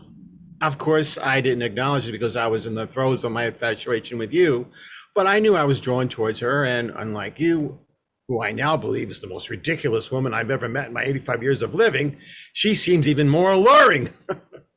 What? Hold on now, I ain't done yet. Not only are you the most ridiculous, but you may in fact be the most selfish, egotistical, self-centered, and controlling woman on the entire planet. Great. That's it, Rob. That's exactly right. You see that how that leads you to all of Yeah, this. yeah, that he's a whole little bit, decision. yeah. Mm-hmm. Yeah, and it makes it funnier because now he's actually at the beginning of this short scene, he's actually still open to going out with her, even though everything he's put her through. And then when he learns of the new regulations, and the new regulations are 12 times as different as the old regulations, right in the middle of that thing, he just knows he's got to do something different, and he makes a decision and changes his mind. Right. And we Yeah. got to think that he's sucking up to her when he goes, understood, I got it. You know, we all think that it's going to go that way, and then all of a sudden it turns around. Right. Okay. That's what you wrote so beautifully. And it's not just those two lines. It's the next couple of lines after that as well, the compliments and all that. You know, you really have a good way with words. Yeah, I do. And, and you're really an attractive woman. You know, you're so sassy, all those things. And then all of a sudden it just turns right in the middle of the speech. That's what's so great about what you wrote. Anyway. Yeah. Cindy, your first read was excellent because you didn't explain anything. You just told it. You just told us, which was Okay. great. The only other thing that I would have added, and I would have loved to seen you take a little bit different take on, that would have taken the same point of view, but I wish you would have just aged yourself just a little bit. Okay. You know what I mean? Because Mhm. you're still a little young for this play. I want you to feel good about that. And I do. right. So that when you're playing that character, you're going to have to do something to age yourself based on my visualization of age is basically is you just don't give a shit so much, about what anybody else thinks the older that you get, even though, you go through all the same kind of stuff that you go through when you're younger. But when you're older, it's like, I don't really give a shit. This is, so you become more non-negotiable in old age because you don't give a shit. Yeah. You're not trying to impress anybody anymore. You sort of, you've been through it all. And yeah, you know what I mean? I think that's the only little adjustment I would have made for you. Yeah, somebody posted on Facebook recently. It was a Kate Blanchett picture, Uh-huh. and it says something like, it's about women over 40. I don't even know if I have it in my pictures, but it's something like, beware of having a relationship with women over 40. They're like old enough to be fed up with all of men's bullshit or something like that. And then I heard that, and that just cracked me up. Yeah. Yeah, I'm not finding it. I know it's here somewhere. Yeah. Well, you'll find it sometime. Yeah. Anyway, good. Pop back on, everybody. I just want to get your reaction to what happened. Good. What'd you guys think? Do you like that little turnaround scene? Yeah. Yeah. It's good. Rob's play is coming along really well. He's, like I said, he's heading into the home stretch of trying to tie it all together right now, which is the toughest part. But Yeah, it is. It is tough to tie things together at the end. I know, but don't worry about it. Just like you thought it would be tough at the very beginning, it's a different kind of tough now. And Right. all you got to do is keep writing through it. And when you find something you like, it'll take you in the right direction. And you don't have to figure that out. It's really great. Congratulations. It's great. Thank you. I can't wait till I think in 2 or 3 weeks we're gonna have that whole thing finally finished, and then we. I got it. It says never pick a fight with a woman older than 40. They're full of rage and sick of everyone's shit. There you go. Kate Blanchett. And I would, yeah, and the only difference in an older woman is that an older woman is that they're not full of rage. They're just tired of everybody's shit. Yeah. Okay. I heard another quote once: "Never underestimate a woman unless it's her age or her weight." Ah, very good. Yes. And I find all those comments horribly sexist Sexist. and Yes, I ageist, know. and clearly made by guys. Clearly made by guys that are threatened by women who express themselves the way men do. Hey, I just got a new sculpture of Ruth Bader Ginsburg. Yeah. This is what. Oh, Women belong in all places where decisions are being made. That's the quote I have on the box that I bought where I bought it. There you go. All right, good. So let's switch to Cindy and switch back to the come back to the Five and Dime Jimmy Dean monologue, and then we'll go to Right. Cam. Okay, here we go. Right. And you guys remember this from before, and we worked on. I just want to let you know we worked on this in live in Cleveland in the live studio class, and she made a lot of great progress on it. And so I don't want to go to hell. No. Okay. no, boy. Okay. All right.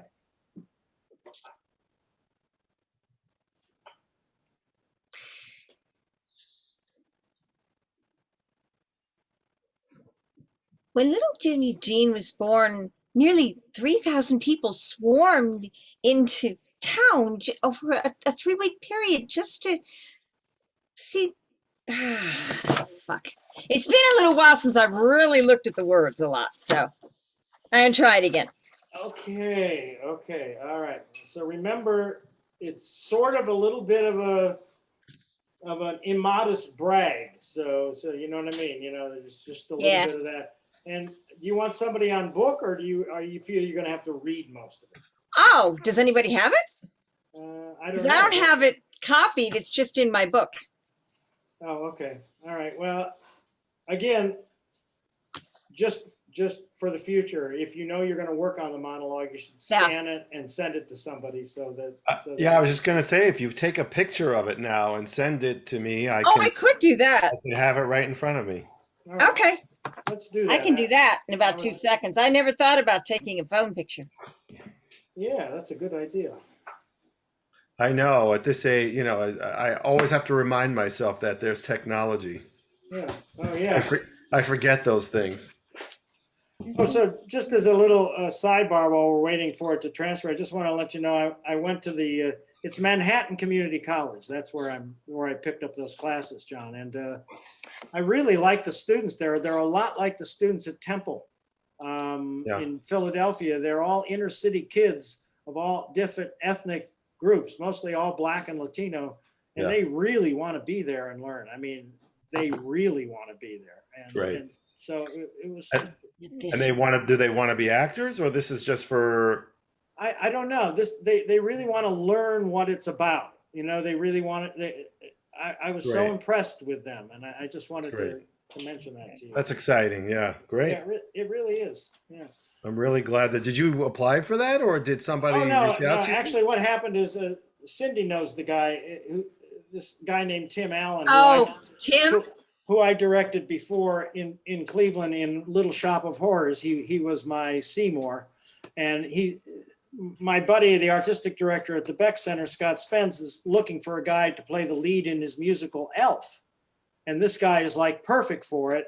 And so he called me and said, listen, will you cover his classes during the month while he comes to Cleveland and rehearses Elf? And so I just did it to help him out. So I don't think it's going to be any further than that. But anyway, I just wanted. If they like your work, they might want to keep hiring you. But they're never going to see my work, so Tim's the only one that's going to see it. It doesn't matter. But students talk, so Sure. When they say, "Wow, we really love that class," Yeah. I understand what you're saying, John. Did you? What were you going to say, Cindy? Scott has all that stuff on tape. If you really wanted someone to see it, you could probably convince him to give it to you. Has all of what stuff on tape? I would be willing to bet he has every single show from Beck that he did on tape. don't I know think- he has parade, but he wouldn't give it to any of us to see. Yeah, I don't know of any recording of it at all because, you know, Oh, okay.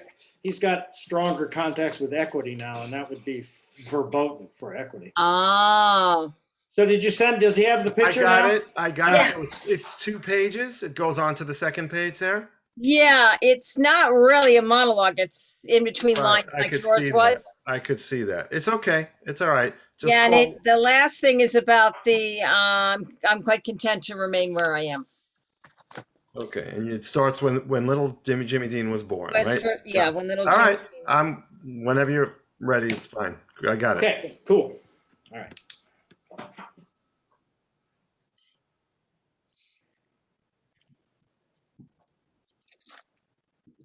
When little Jimmy Dean was first born, nearly 3,000 people swarmed into a town over a 2-week period just to see the son of James Dean. Yeah. He really put McCarthy, Texas on the map for a brief but glorious period of time. And we were the most prestigious Crestmont store in all of Texas. Juanita's husband, Sidney, he was manager at the time. And oh, he had it all planned out. We had newspaper and magazine people here, and they were all taking pictures and writing down everything I was saying. I mean, I really was quite the celebrity. And everyone brought up nearly everything they could get their hands on just in case little Jimmy Dean had touched it. Yeah. He was on display in that window over there. And Sidney, oh, he had to hire 2 policemen to protect him from would-be kidnappers and molesters. And it wasn't just the store either. The whole town went through a whole period of prosperity. You really should have seen it. It was very prestigious for one its size. But now I think everyone has been called away to damper and greener pastures. But me, yeah, I'm just content to remain right where I am. Good, Cindy. A lot of that is really held together really well. Really It's been a well. little while. Well, yeah. And do you remember what Austin said to you when you did it live? Yeah, because one night everybody, Austin, who was, doing Broadway Bound with me, I bring him into the last class to have everybody do their monologues for him so they can get another person's point of view of it. And also, like that story that I always tell all of you, is that I used to do this with every acting by mistake class. The last class, I would always bring somebody in who was, important to see how people reacted not under the relaxed conditions I Yeah. try to create, but with, you want to impress, you would want to impress Austin, or you would want to impress somebody that way. Do you remember what he said to you, Cindy? Do you remember what he said to you that night about that monologue? He said one thing that I do sort of remember well, he said he was a little confused by it, but he also had said something like, you talk to certain people and they're really loco nuts and they may sound normal, but you're like, this person is something like that. Yeah. But what was the first comment that you said to me just now? I thought he'd said he was a little confused. Yeah. And I think what he was saying to you was that he really felt like you connected with the character. I think that's that you really connected with the character, but you really didn't. The confusing part for him was, why was she saying this? Oh, yeah. What was her motivation in saying this? Well, her true motivation in saying this is to try to make herself seem important. That's her true motivation for saying it, as she has to tell it, because it's her only story. It's her only moment of glory. So that sense of the immediacy of getting an opportunity again, because she's told the story to many people, because the whole play takes place like in a diner, and where she would hang out, and people would come into the diner and they would see a picture of Jimmy Dean on the wall, and they would see all the memorabilia on the wall, because I believe there's a bunch of Jimmy Dean memorabilia on the wall. And what she would want to do is to provoke people to ask questions so that she could feel important, because she has no sense of importance. Right. So what's happening to you emotionally that you have no control over in your life is that you just feel lost and unimportant and uncelebrated. And here, so what you're going to do to survive that is to tell everybody how important you really were, in a modest way, of course, so that it doesn't seem like bragging, but it really is. It's her chance to feel validated in life. And I think that's got to be the activity of the monologue, from everything that you stay with that character, but the need for her to be validated needs to be the activity of the monologue. Okay. Does that make sense? Mm-hmm. Okay, let's try that one more time just with that, okay? And you're probably going to really fuck up now, because what I want, that's what I want you to focus on. That's all I want you to focus on, is that need for validation. Okay? Okay. All right, here we go.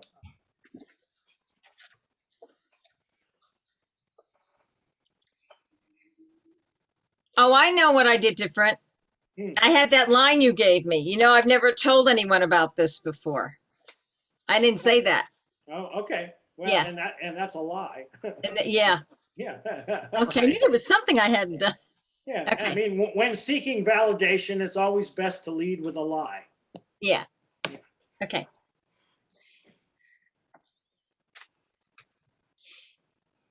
I never told anyone this before.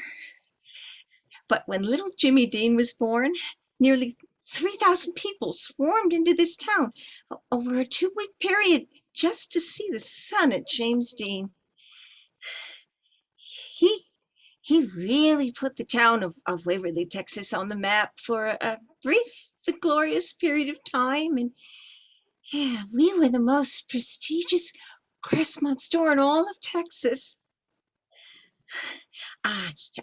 Juanita, Sydney's husband, he was in charge at the time, and he had it all planned. We had newspaper and magazine people here, and they were all taking pictures and writing down everything I would say.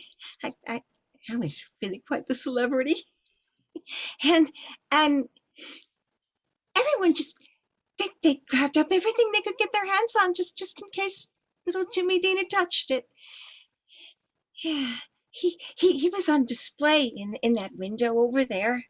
And Sydney, he had to hire 2 policemen to protect him from any would-be molesters and kidnappers. And hey, it wasn't just the 5 and dime either.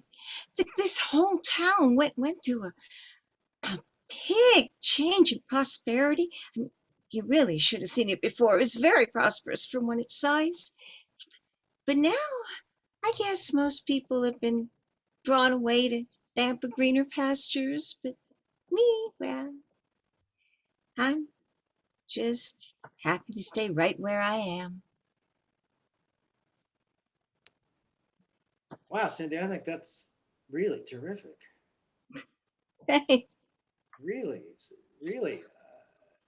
You were lost in a couple of places there. I mean, completely lost. Come on, everybody. Did you guys feel that difference from the front?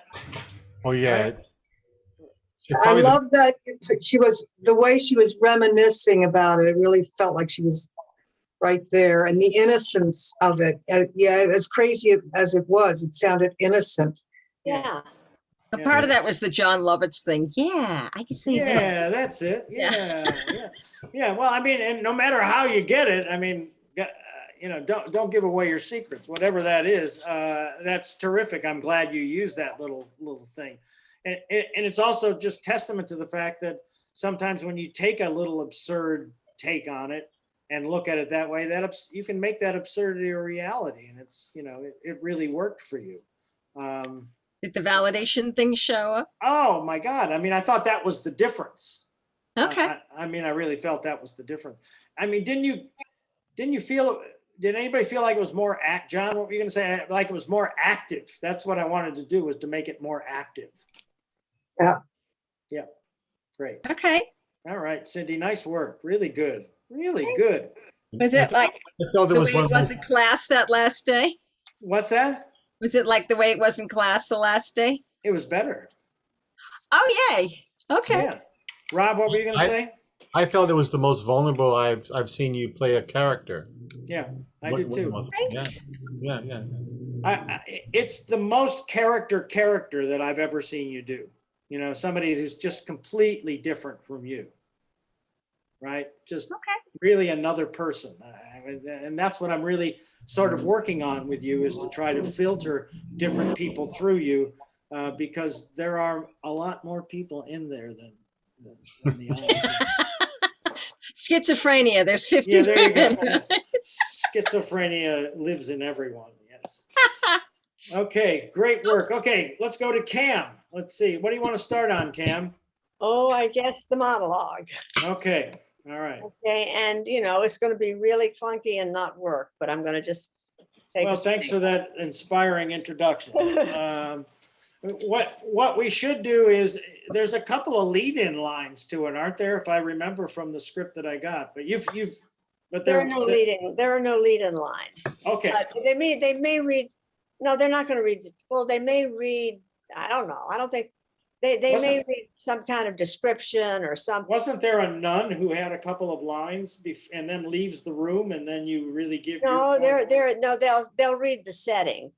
Okay. They'll read a girls' high school, Bolzano, Italy, a time in 2020 when schools were open. Okay. All right. Let's hear what it is, and then we'll go from there. Okay, so maybe I'll turn off and turn on.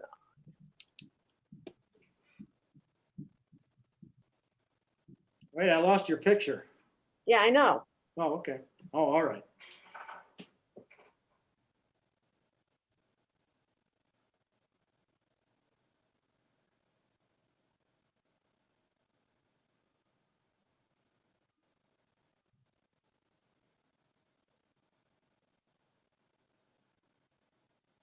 Buongiorno, signorine. These lovely sisters have arranged for me to speak to you students. The future of our country. My name is Lydia Minaparce. Excuse me. It is just allergies. But nevertheless, I wish more of you were wearing masks. We need to be very careful now.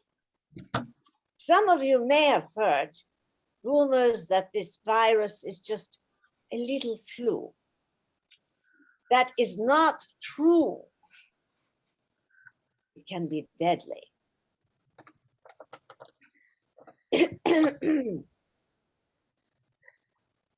As you probably know, Menaparce means one who brings peace in our beautiful Italian language. I have always tried to live up to my name, to bring peace, but va bene, va bene. The nuns have finally gone. We are alone at last. I drew the line when it came to the Nazis and the fascists and the Nazis. I was asked to come here to tell you to be obedient and to follow the Catholic doctrine. Between you and me, the church was complicit, and it's shameful. I am ordinarily a pacifist, but there are circumstances when fighting oppression is what I had to do and what you must do. Can you please put your phones down for a minute and listen to what I have to say? During the war, I did not go on TikTok and Instagram. No, I hid explosives under my dress and had to memorize coded messages. I slipped maps and anti-fascist papers inside Bibles. I rode my bike to deliver medicine to wounded partisans hiding in the mountains. I took so many risks. I could have been killed or maimed at any moment. Do you think I got any credit for this? No. After the war, I became invisible. Have any of you ever heard of me? No, I didn't think so. And do you know why? It is because I'm a woman. Even the committee who invited me here doesn't know anything about me. But the church has files on everyone. So to play it safe, I give them my fake name and they think I am just a nice little old lady who lives down the street. That is the one advantage of being old. Everyone underestimates you. Well, that is enough about me. What about you?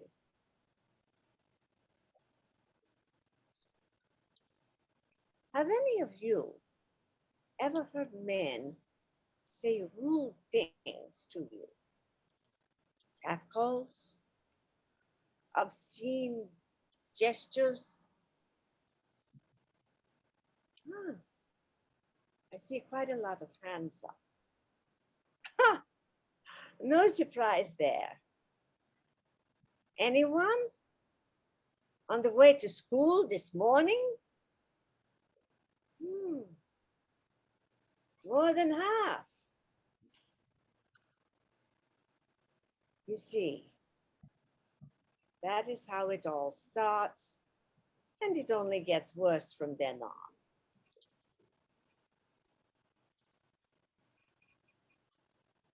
A woman in Italy is murdered every 3 days. Every 3 days. This is a Catholic country, and a lot of the violence stems from the attitude of the church.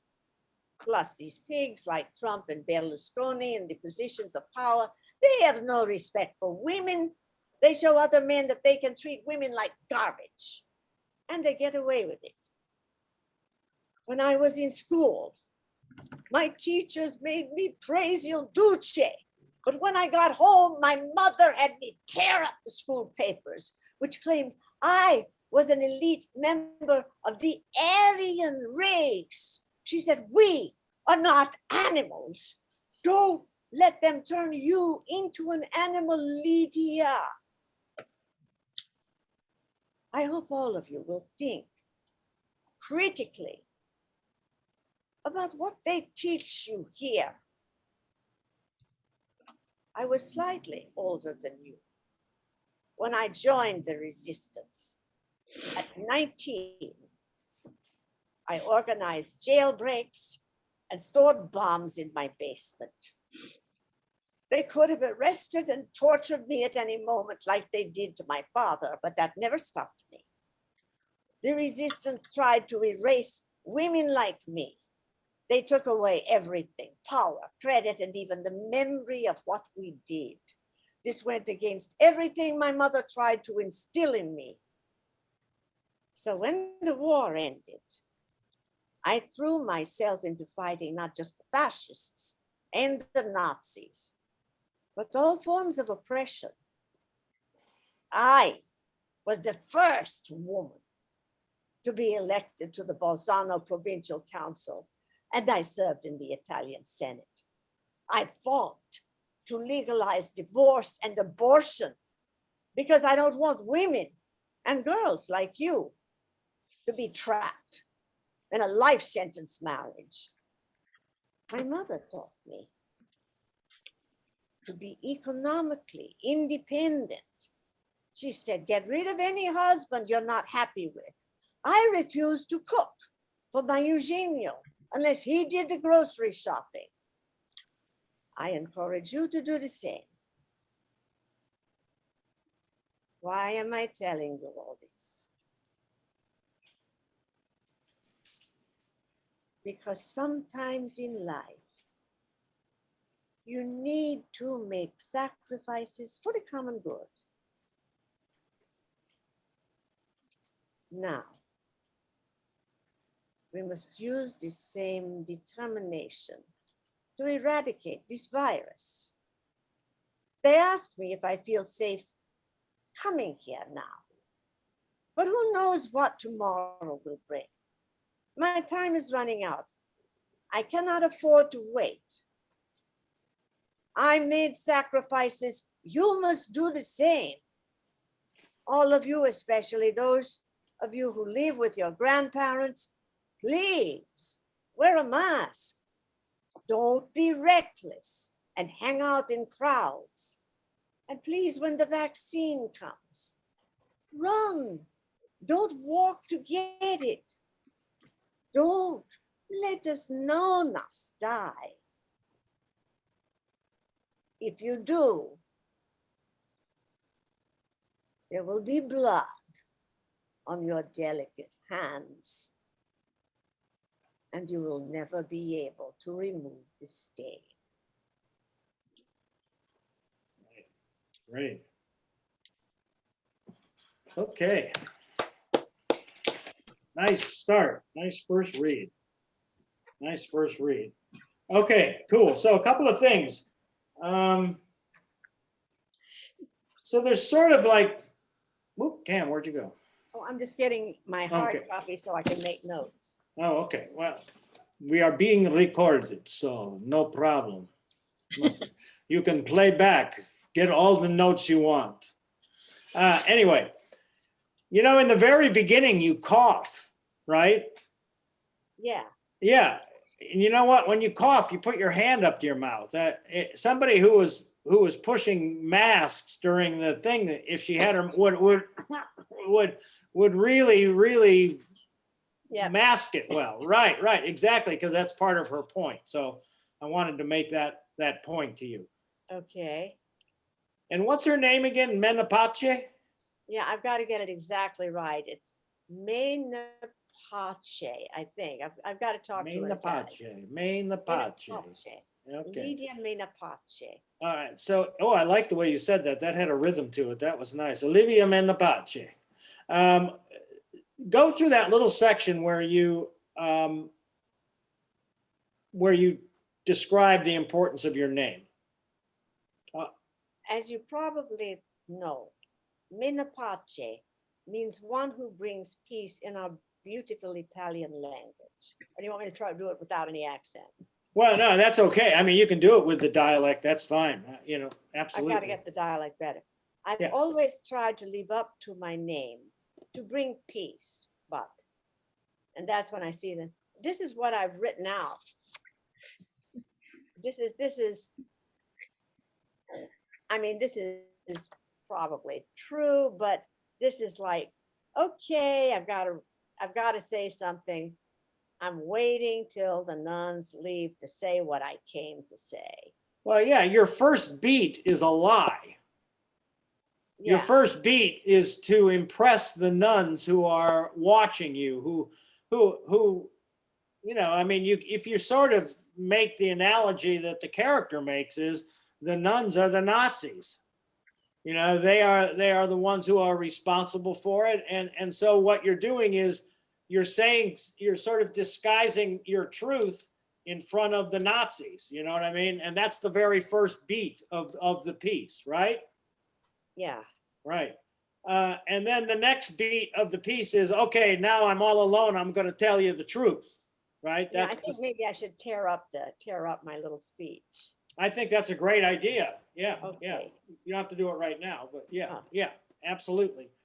And then you have a line that says, I drew the line there. What is that? What is that reference? Oh, okay. That's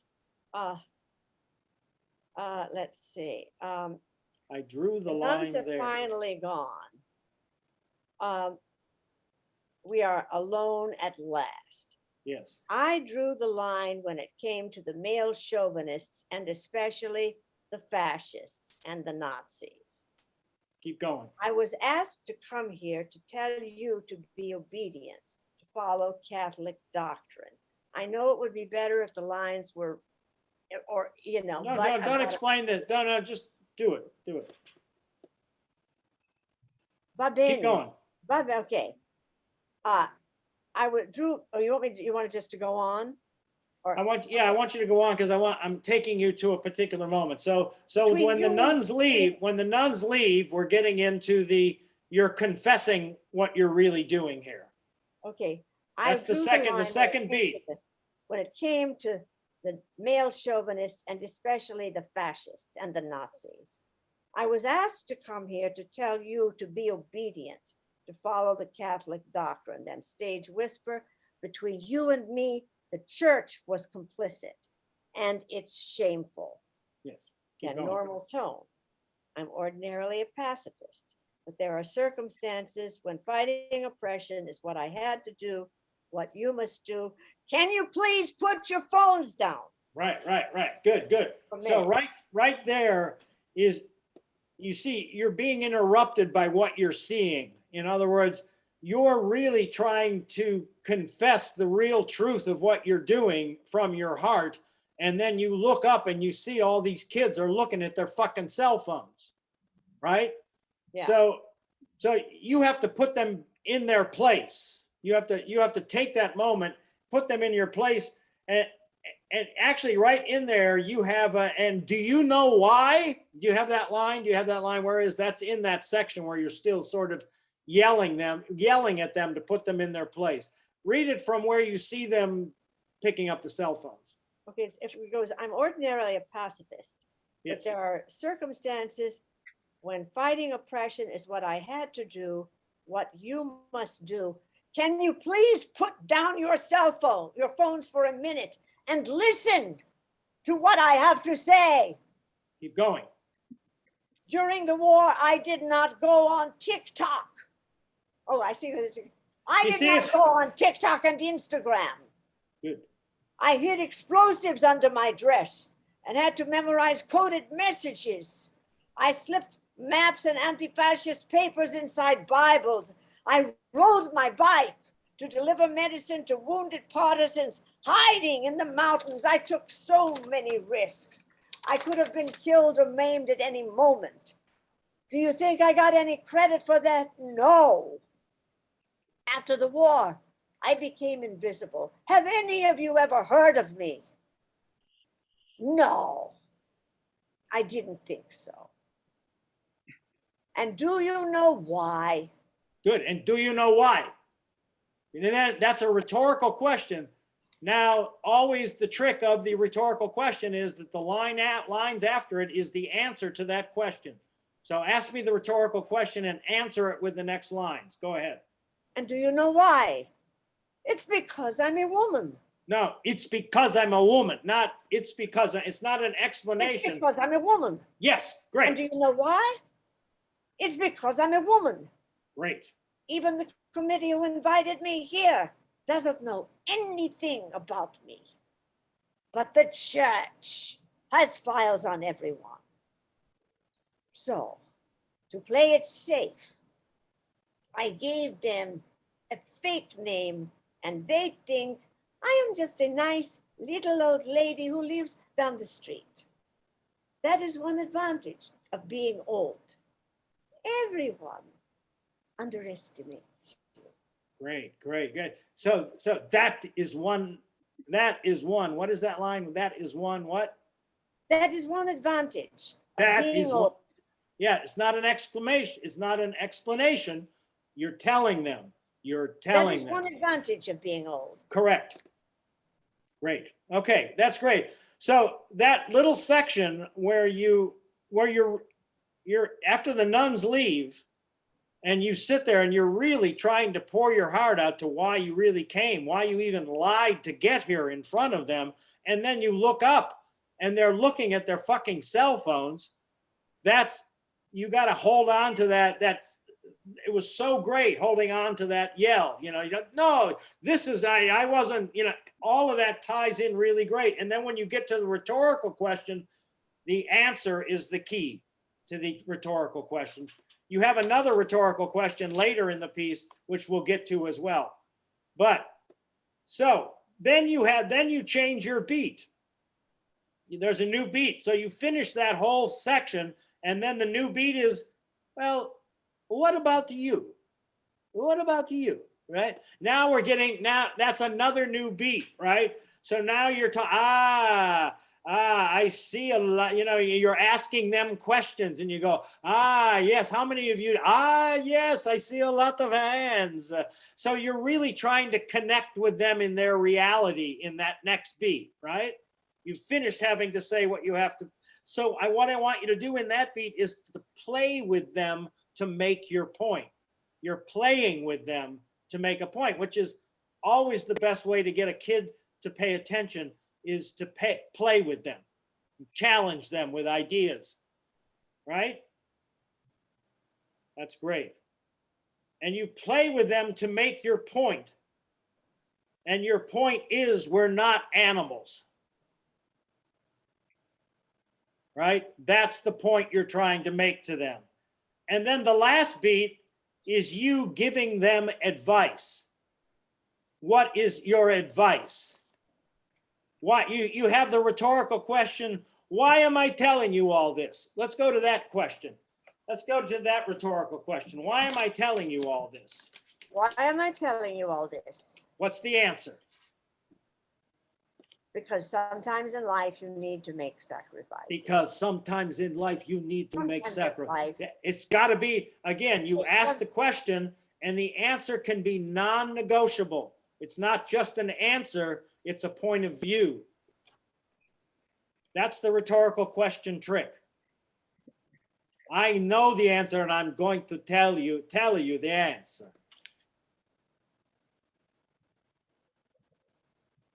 Why am I telling you this? Because sometimes in life we need to make sacrifices for the common good. Why am I telling you this? Because sometimes in life you need to make sacrifices for the common good. Keep going, good. Now we must use the same determination to eradicate this virus. Good, you see how that little piece of advice ties right into this little piece. The answer to that rhetorical question ties right into this piece of advice and gives it a strength of point of view. And almost even takes it to a threat at the end. Don't walk, run.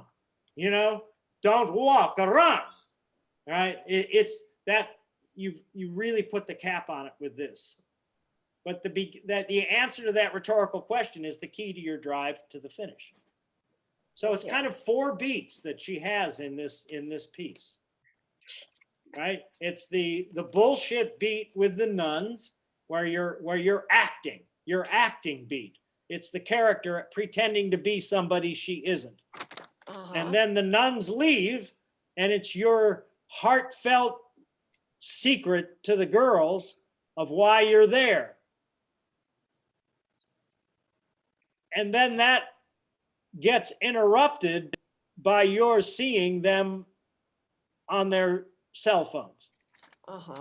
Right? And it's sort of insulting, and you better pay attention because this is really important. And then you tell them why this is so important. And then you play with them to try to get them involved in, what about you? That's the 3rd beat. Okay. And then the 4th beat is the advice that you give them after that rhetorical question that you ask, why am I telling you all this? You give them the answer, but it's all advice, really. And that's the progression of the piece. There's really basically 4 strong beats to it. Okay. Does that make sense? Yeah, it does. So that's what I want. That's what I want you to work on between this week and next week, are really separating out those 4 beats. Okay. All right. Great. Okay. And then I think we can build it from there. But imagine that you've just lied in front of a imagine you've just lied in front of a bunch of nuns, right? Well, And then what's that? the way I think about it is, I'm 96. Uh-huh. And actually, and as a matter of fact, she got COVID and died at 96. The whole setup and this speech is a fiction, but Yeah. she did die at 96 of COVID. I think if it's like, she had bombs under her skirt. I think in her point of view is I've got a bomb under my skirt and I'm going to drop it. That's what I want. I'm coming here, with this bomb. Well, I And think it's a little. I don't think that's it for me. What it No? is she's using the Nazi occupation and how she had to survive the Nazi occupation as a metaphor for how we have to all come together and do what we have to do now. Okay. And beat the Catholic Church oppressors. I mean, even during all of that stuff, if you all remember, COVID hit Italy before it hit the United States. They were sort Yeah. of the barometer for a long time, and the church still had held services during that time. This is that's why she blames part of it, the whole thing, on them. So it's a really good piece, Cam. I like it. But you have to play those 4 stages, and that's what I want you to work on those 4 stages. I will. Okay, I will. good. Nice work. Nice work. Okay. So should we go? You want to do the one-liner? Yeah, you just do the one-liner and then we'll do the thing with Ange if I can. Okay, all right. I sent John. John, do you have the script? Or Yeah, let me just get it up. I have it. Hold on a second. Let me go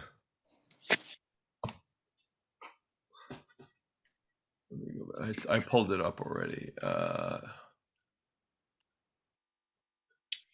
Okay. Pam, I love watching your eyes when you act. They change with all your characters. It's really incredible. Got a great inner life, I mean, she's very busy internally, and that's it comes through on camera. I can't wait till she's going to start getting some point she's going to start getting booked for everything. I know that's true. It sort of happened with Vivian. Vivian has booked a couple of Vivian booked a national Verizon commercial. She booked and she's been doing really well, and it just all of a sudden started to happen. So Cool.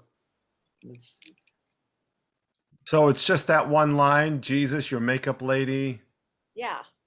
Wait a minute, I just lost it. Okay, here it is. Yeah. Yeah. Okay, I'm not going to click off for this because it's just a one-liner. So let's see what you came up with. This is the recording you sent in that you didn't get, right? Yeah. So I'll do it sort of the way I did it for. Great. I'd love to see that. That would be great.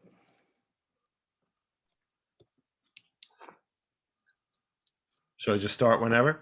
Yeah. Okay. Jesus, your makeup lady is right there. How about Piggy wanna come home? Okay, so what's happened is that this character that you've just done this one-liner to has suggested a couple other names, right? Yeah.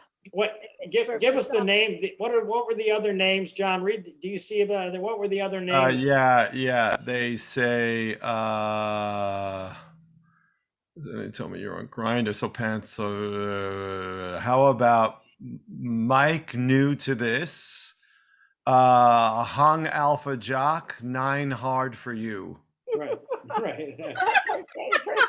Yeah, right. 9 hard for you. That's one of my favorite IDs.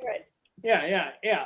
So, and so, how ridiculous those are, right? Those are pretty fucking ridiculous. So yours is the most ridiculous. It's what? What is it? Piggy wanna come home? Yeah.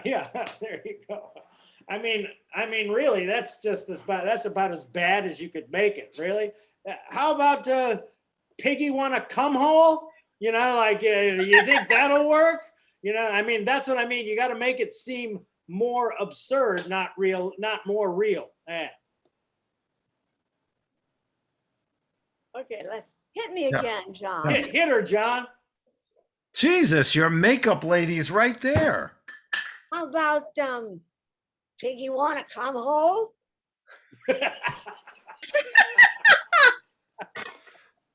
That's it, Cam. I mean, and if you were going to do a couple of takes, I would just make it even more absurd every time. But you've got to take Okay. the risk. You got to take the risk. I completely think that your take on you have a great take on almost everything that you do, Cam. You have really good instincts about it, and then you edit your instincts. You say, well, no, that might be too much, or this is for something else and it might not work. And you start pulling your instinctual feelings back. And what I'm saying to you is what I want you to do on your auditions, especially on these one-liners, is take the chance, just take the risk. Because I think that's what's holding you back on that. Yeah. What do you got to and lose? it's kind of What do you got to lose? My agent. What? Well, no. No, I mean, and then you usually send it to your agent before the agent sends it out, right? Yeah. Yeah. So you make those choices, you send them to your agent, and she could call you back and say, what the fuck are you doing? Or she will not send them out if she doesn't like them. She'll make you record them again. So Yeah, see, the two that I got were so low key, I didn't even think I was acting. Like you say, when you don't think you're any good, and the two that I got were things that I practically threw up because I didn't think I was, right. I just sent them in because there was no more time to shoot them. Uh-huh. And those were the ones that I got. Uh-huh.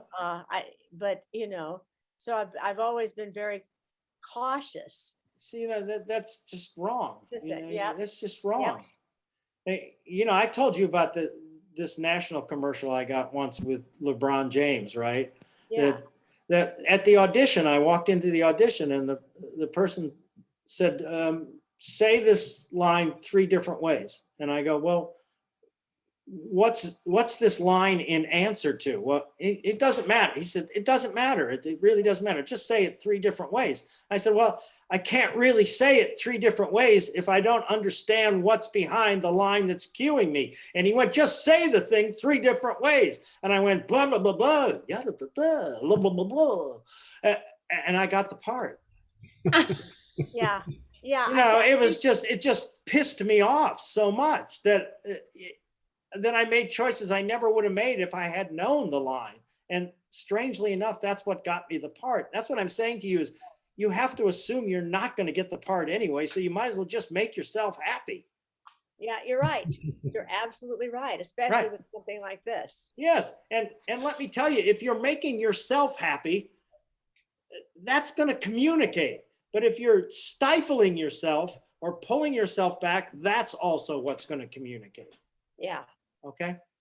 You have terrific instincts, Cam. And I have, honestly, even when you try to not be believable, you're believable. And this is the big change that's made ever since we started working together, because when we first started working together, you would make the most absurd choices in the middle of a piece that all had to do with something that didn't have anything to do with the character. And what we've done in the last couple of years is I've almost made you too cautious, and I don't want you to be cautious anymore. No, it's not you, Bill. It's okay. It's TV technique. It's what people tell me for shooting film. Yeah. Yeah. Well, be careful of what people tell you. Yeah. Okay. Can I try the one with Ange? Yes, you can. This is the scene for just to run through it once. Yes. Okay, so I'm going to read. Well, you know what I want to do, Cam, if it's okay. I want to go to Rob and Ange because I want to make sure that we get everybody some full time tonight. Okay. So I want to go to Rob and Ange's scene, and then if we have time, I'll cut back to this. Okay. So Hold on a second. Rob, come on back on. I'm back. You're boom boy. Okay, just a minute. Now this is the scene from I'm Not Rappaport and Yeah. Rob's been working on a Yiddish dialect a little bit this week, but what we're really trying to do by giving him the dialect is we're trying to make him seem more non-negotiable, more like his views Right. are the only views that matter to him. That's what we're really looking for in the Right. dialect to make sure that it's doing that. So let's, Okay, so we're not off book, just to Oh, let you know. that's okay. Oh, because I was to say, do you I- want somebody on book? No, Okay. we're not off book yet. And that's I have okay. not really. And I have not done the character in with the accent really with Anj at all. Okay, and that's fine. That's Like why I just wanna say, make- as I just went through with Cam, this is a rehearsal stage that's an earlier stage rehearsal. So last time we talked about some things that we wanted to do, and you've made some adjustments to those. This rehearsal is all about seeing if those adjustments are right. And then when you Right. know those adjustments are right, then we can go on to the really deep work in the scene. Okay. So, all right, here we go. Let me click off. Exactly. No one surrendered. No one surrendered to the oppressors, and you are no one. Sure, sleep, like any bum in the park. Excuse me, A nap. excuse me. I hate to interrupt you when you're driving somebody crazy. A nap and a growler. Why did I waste my time?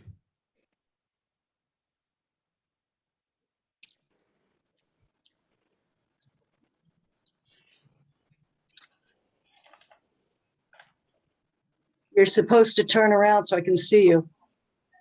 I am. Turn around. I can't, oh, I don't know what's happening. I don't see you. On the screen? Yeah, I don't see you on the screen. Are you in? I There don't you know. are now. Okay, Got it now? yeah, it's just, you just do your last little bit there. Okay, good. Now we got both of you on the screen. Both of Let me you take were the on hat off. both of you were on my screen when you were doing I it Yeah, before. I didn't see him. Okay, Maybe you you got weren't- them now. You got okay, each yeah. other now, though, right? Start from the beginning. Yep. Exactly. No one. Surrender to the oppressors, and you are no one. Sure, sleep then, like any bum in the park. Excuse me, A napper. excuse me. I hate to interrupt you when you're driving somebody crazy. A napper and a growler. Why did I waste my time? God, what happened to you? Are you all right? Everything's fine. Don't worry. Stitches this time? A scratch. Your hip? A sprain. Dad, what happened? Why didn't you call me? Another fight, right? You got into another fight, didn't you? What fight? How I about don't fight. Listen, I have to stop for 1 second. I'm Sure. sorry. No, I don't have it up on the screen, and it's better for me to do it that way. it is. Yeah, it is better. Good. We'll I go back. apologize. I wasn't. No apology Yeah. necessary.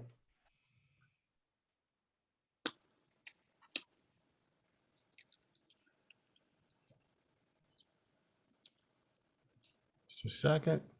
Mhm. Okay.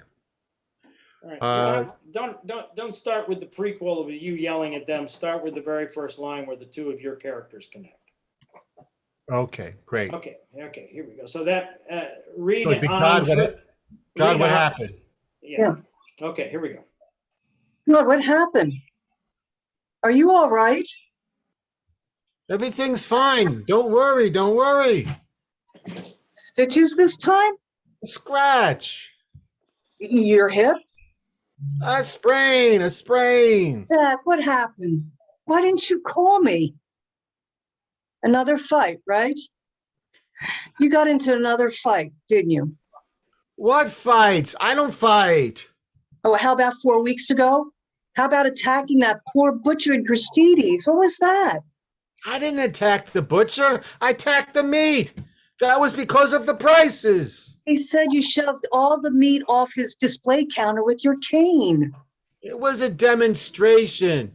There were 30 people in the store. I was trying to rally them. The meat shoving was an illustration. The meat hit the butcher and threw out your hip. And also, the chances of starting a commune on 72nd and Broadway are a little slim. I mean, what happened this time, Dad? Well, a young boy, confused, disadvantaged, a victim of society. A mugger. You fought with a mugger, of course.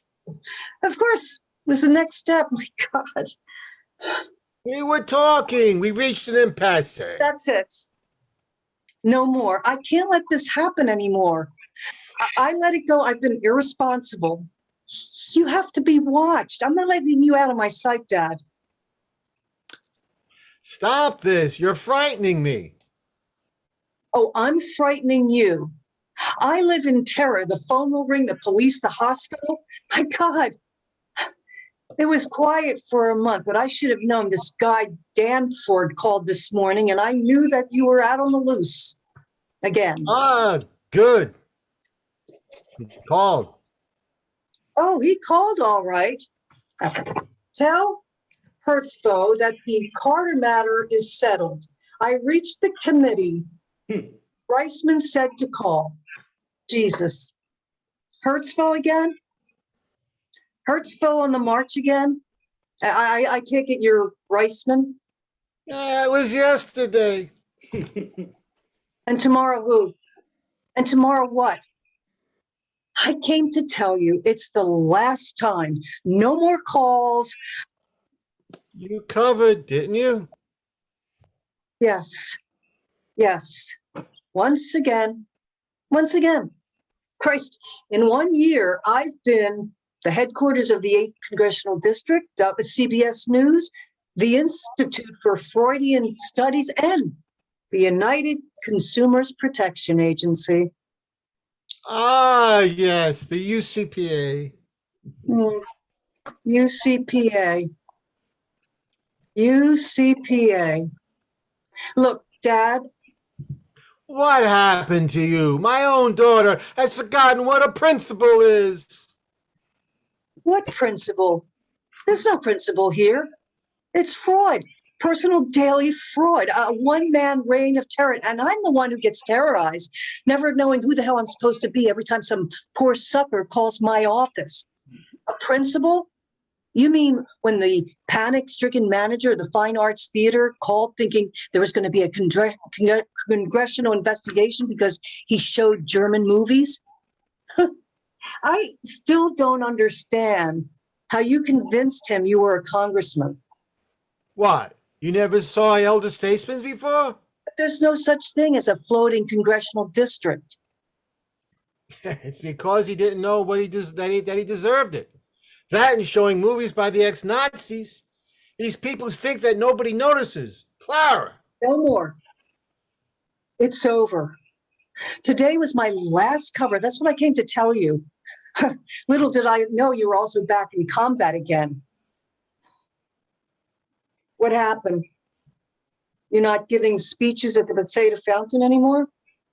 Why should I? So they can find me there? So you can find me there, shut me up and embarrass me? It's me? Huh? It's me who embarrasses you? Exactly. Hushing me like a babbling child. Embarrassment. Oh, okay, let's talk about embarrassment, okay? 3 weeks ago, I come back to my office after lunch, and a parole officer was looking for me. It was important that you see what it's like to be pursued, watched, guarded. You do frighten me, Mrs. Gelder. You do frighten me. You know, I'm afraid of what you'll do out of what you think is love. Coming to the fountain once a week. It's not stopping me from talking. It's not so bad. It's the test questions. I don't. The test questions, you see if I'm too old. Checking on the arteries. Do you remember what you did yesterday, Dad? Tell me what you had for lunch today, Dad. One wrong answer and you'll wrap me in a deck chair and mail me to Florida. 2 mistakes, you'll put me in a home for the forgettable. I'll know this. My greatest fear is that someday soon I will wake up silly. That time will take my brain and you'll take me. That you will put me in a place, a home, or worse, your house, Siberia Great Neck. Very little frightens me, as you know. Just that. Only what you will do. Dad, I don't answer the door when you come. That's why. I watch through the pole and the door and wait for you to go away. That's why I moved from the fountain, Clara, and why next week you won't find me here either. you don't understand. I care. Someone has to watch out for you. Jack doesn't care, nor Ben or Carol. They don't even speak to you anymore. Good, good. God bless them. Lovely children, lovely distant children. This isn't fair, Dad. I don't deserve this. Dad, who is this dad? Who you refer to? When did that start? I'm a papa, like I always was. You say dad. I keep looking around for a gentleman with a pipe. Okay. Why don't I just call you Dr. Engels then? Did you really think you fooled me? Dr. Engels, the therapist? Dr. Fred Engels, the socialist club? Really now? Why did you keep writing all those letters to him? Normal conversation with you is hopeless. Seemed like the best way to reach you. I sent Dr. Engels 12 letters in 2 months. I told him everything I felt. Smart girl. Well, at least you're still smart, even though the passions are gone, even though the ideals have evaporated. Fuck. I remember when you believed in the world that did not belong to the highest bidder. Oh, the old song. Just stop. This, of course, was before you went into Park East Real Estate. Before, I'm sorry, I lost my page. Mhm. Sorry. What page are you on? I'm sorry. Oh, wait, I'm sorry. I flipped the thing.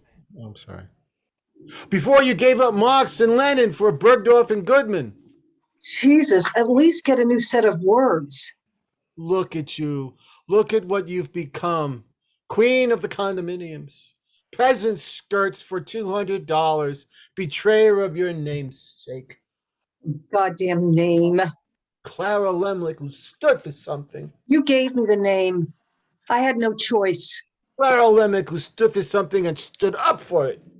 Oh, you're rolling now.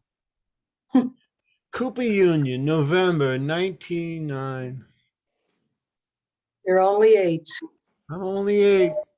And shirtwaist makers are there, thousands of them. You're standing in the back with your father. I'm standing in the back with my father. He holds me up so close, holds me so I can see. A meeting has been called to protest conditions. Gomper speaks, and Mary Dyer, Penkin and Mired London, all speak well and with passion, but none with the courage to call a general strike. All speak of the bosses who value property above life and profits above people. But all speak with caution. Until suddenly, from the back of the hall, just near us rises a skinny girl, a teenager. She raises up onto the platform, this little girl. She raises up unafraid among the great ones. She shouts in Yiddish to the thousands. This girl with the power of inspiration, this girl is Clara Lemlich. I am a working girl, one of those striking against intolerable conditions. I'm tired of listening to speakers. I offer a resolution that a general strike be called now. A moment of shock, and then the crowd screams. Feet pound the floor. The chairman, Feigenbaum, calls for a second. The thousands cry, second, and in one voice. Feigenbaum trembles. He shouts to the hall, do you mean this in the good faith? Will you take the Jewish oath? 3,000 hands are raised. My father is holding me up. His hands are not free. Raise your hand, boy. Raise your hand for us, and I will say the oath. My hand goes up. I feel his heart beating at my back as my father, with 1,000 chants, the solemn oath. If I turn traitor to the cause I now pledge, may this hand wither from the arm that I raise. Again, there is silence in the hall. and then Feigelbaum shouts, And Feigenbaum shouts, A general strike has been called. 32 years later, December 41, Roosevelt vows vengeance upon the fascists. And the next day you are born with a powerful scream at Kings County Hospital. I say to your mother, Ethel sounds to me like Clara Lemlich. This is her name. And this is the passion you were born with. Feeney. And 41 years later, you have turned into my own personal KGB. Go to hell. I can't. You'll follow me. Clara, Clara, Clara. It's not a name, it's a curse. A goddamn cause. Everybody else gets a two-wheeler when they're 10. I got Das Kapital in paperback.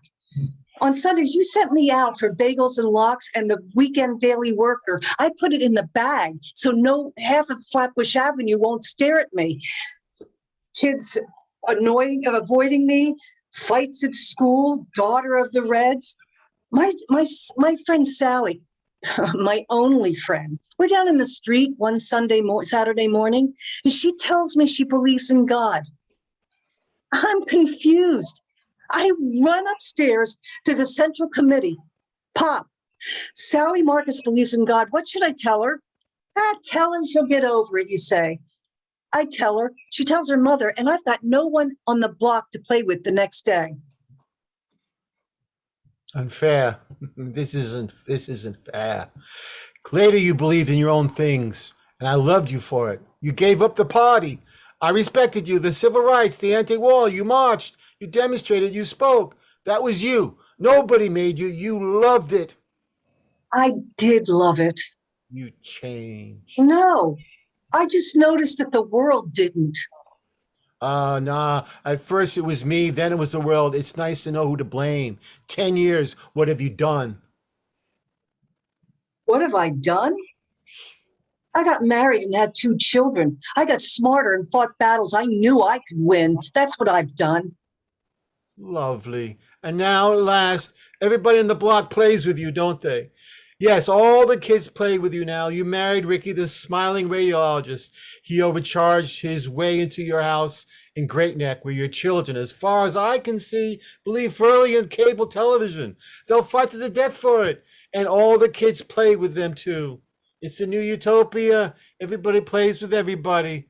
My enemies, I keep up. My enemies, I don't forget. I cherish them like I cherish my friends. So I know what to do. And what's that? What the hell do you do? Lead raids on lamb chops on Aristides? Oh, God, it's all so easy for you. I almost envy you. You always know what side to be on because you fight old wars.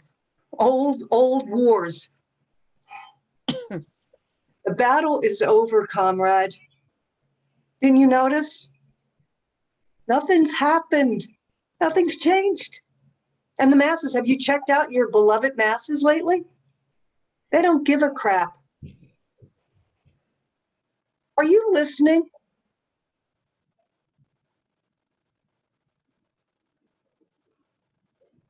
That's it. Let's see. Okay, good. Okay, so the dialect is starting to work. I mean, it's not working really well yet. You need more time with it. It's going to take some time. But Right. one of the things I want you to realize is when you crack the dialect, you have to allow that to be your adamancy. And what you're doing, what you're substituting for adamancy now is volume and dramatics, right? Okay.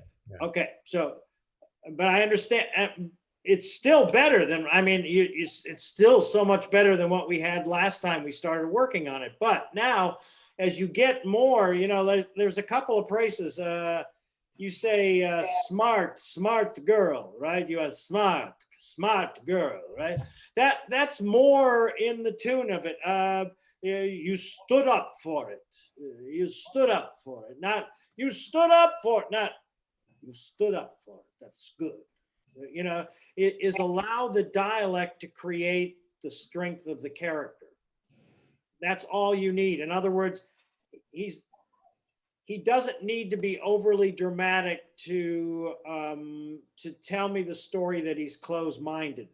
He just needs to have those absolute sureties. Yes, smart.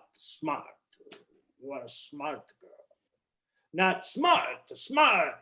It's that extra drama that you're putting into it that I think all I want you to do is just to be able to talk with the dialect, not dramatize.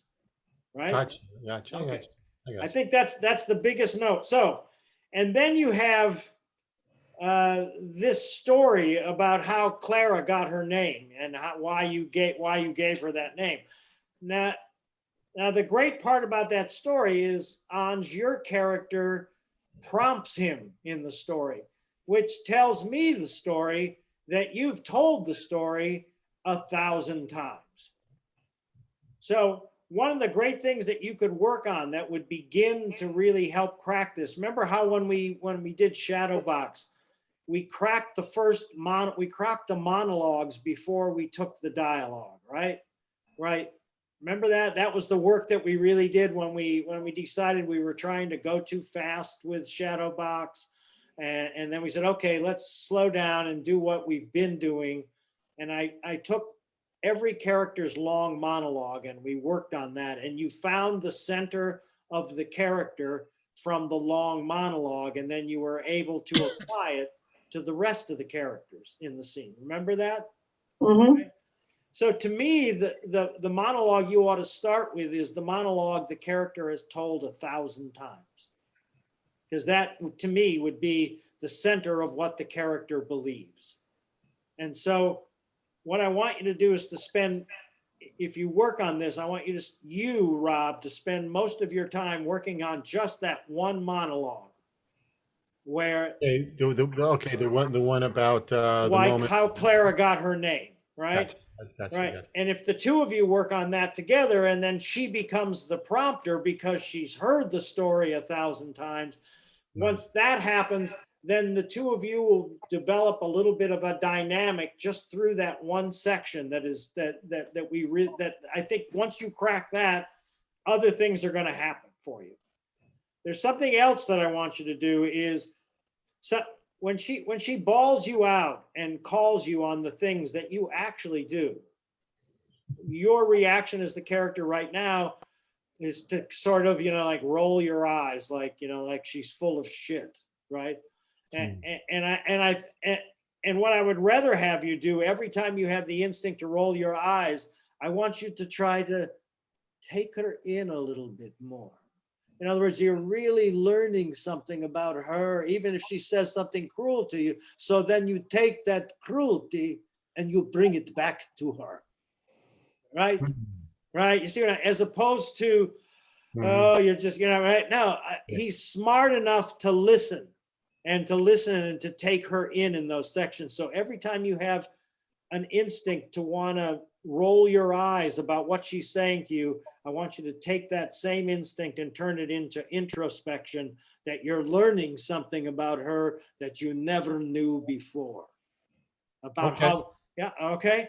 And I think that's going to make a difference for you. Anj, what you're trying to do in the very beginning of the scene and what you do that brings you to the point of this long monologue is you're just nailing him with the facts. In other words, you've got a list of the facts.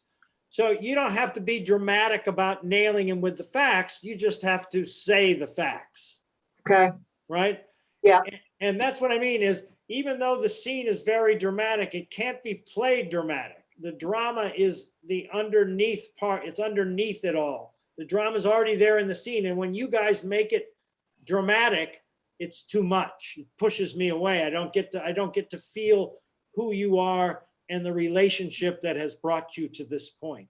So that's what I want both of you to work on, is just the talking. And then we can add some drama to it. But what I want to do is to get to the point where you're just nailing him on the facts, on just the plain facts without any drama attached to it. And you're just going, yes, that's right. Yes. Yes. No. Yes. No. It's just, but not yes, no, yeah, not that. Just the purity of the dialect and the closed-mindedness of his nature.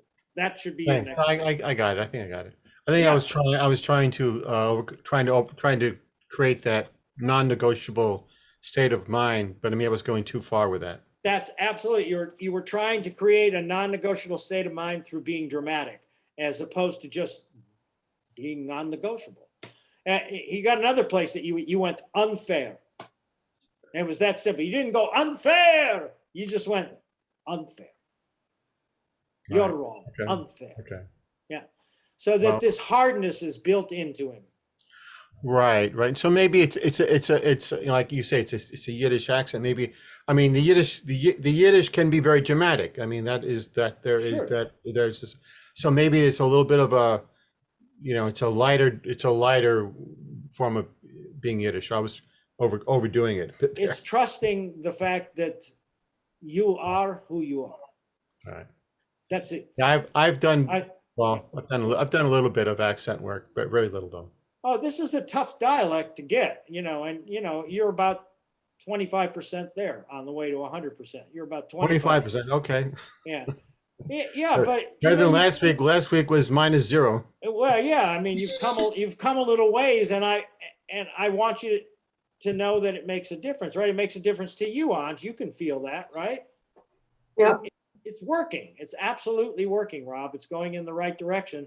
You just have to work on the dialect a little bit more, but work on it in one specific little area, like that speech about how Clara Okay. came to be. Okay. Because once you get a story that you've told 1,000 times, there's a whole difference in telling a story that you always tell. And actually even Clara's reacting to that is like, yes, and then you said this, and then yes, that's right. It's just over and over. It's it. And I know she could probably tell the story. She could probably do Right. the whole story. Right. Yeah, that's the relationship that I'm looking for between the two of you. Okay, gotcha. Okay, great. Thank you. Okay, so let's do Anj and Cam, just a first read of Afterplay, just to see what it sounds like. Cam, which character did you choose in Afterplay? Because I gave you the choice. Renee. Okay. All right, let's just hear it for the first time. This is just a first read, everybody. And it's Okay, I'm sorry. it's a cold read for you. Yeah, where does it start? On page Starts- 32? Yes. 32, right after Phil and Marty go to the men's room. Yeah, Okay. right after they leave the room. Yeah, here we go. Okay, and I'm Terry, right? Yeah. Right, right. You're the And you guys are you guys have been friends for years. Okay, here we go. Bill looks good. We could lose a few. He's crazy about you. I make him laugh. He drinks too much and he eats too much, and he's a very considerate lover. So is Marty, as I remember. Oh, God, I almost forgotten that. Jurassic memories. The village, Chianti bottles, youth.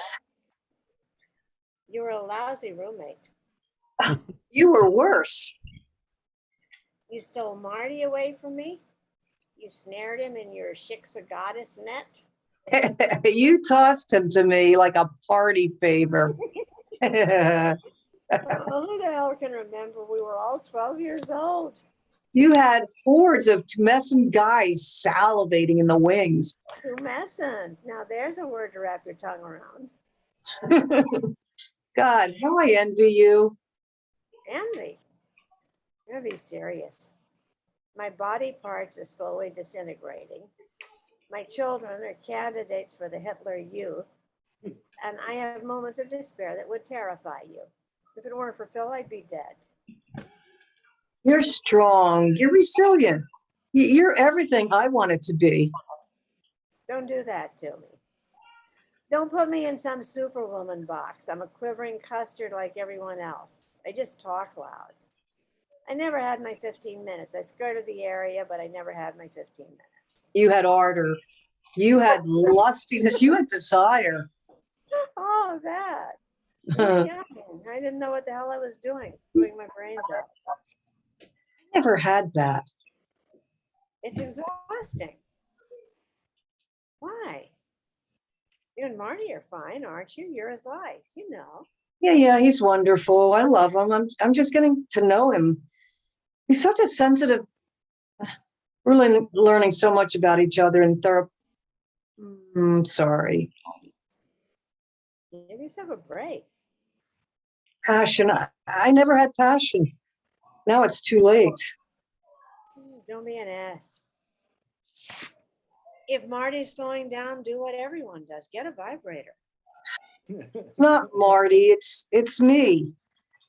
Toxic nuns, sins of impurity. I'm strangling in ancient rosary beads. I'm trapped in some eternal Lent.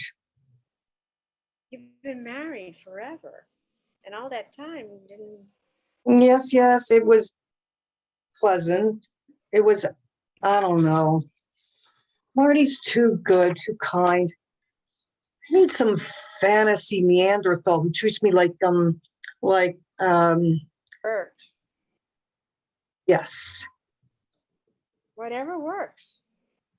It's disgusting. It's only disgusting when other people do it. Use your imagination. Get Marty a motorcycle jacket. Wear an old negligee he can rip off you. Dress up is fun. Bill loves it. You are hilarious. I'm serious. You have a great guy. I know. Well, cherish him. Yes, yeah, I know. Be sure the motorcycle jacket is genuine leather Okay, with a lot of zippers. right.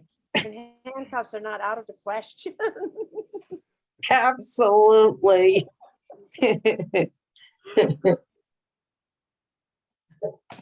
Great, good. So here's the key for a sort of a conversational scene that doesn't have a lot of drama to it, right? Right. It has a lot of remembering stuff in the past, and it sounds to me like they used to be roommates or something years ago, and now they're back together, and it's been a long time, and they don't know that much about each other, but they're still going on that. So the trick to making something conversational and still seem like it's active is the strength of your point of view, right? And especially when you're talking about people who are again, like we talked earlier about senior citizens and things like that. These are people who have very strong points of view about the way things should be.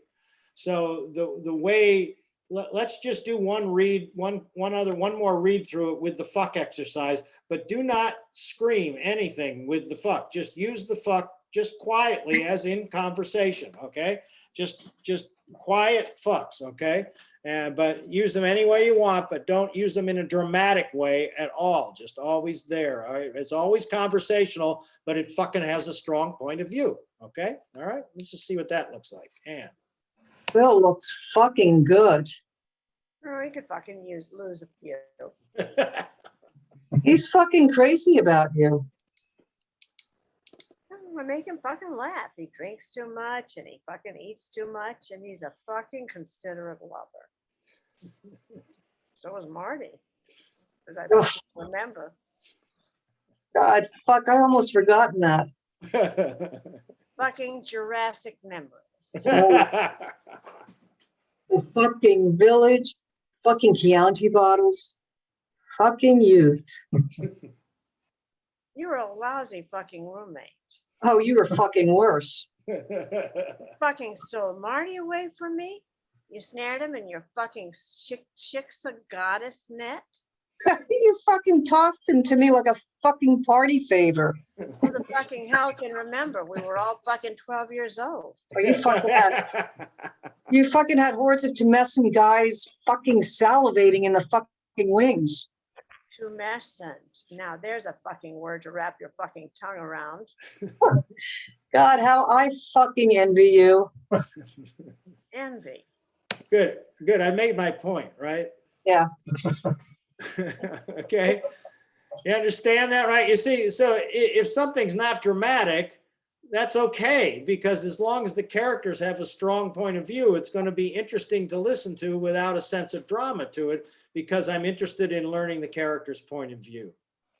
So that's what I want you, you need to focus on for this particular piece. Okay? Does that make sense to you, Cam? Yeah. You see how you can take something so light and use the word fuck with it, and all of a sudden it has a history to it, you know? It really does. And then all you got to do is sub vocalize it, and then the scene will be able to develop. But that's going in the right direction. Good point. Good work. Come on back on, everybody.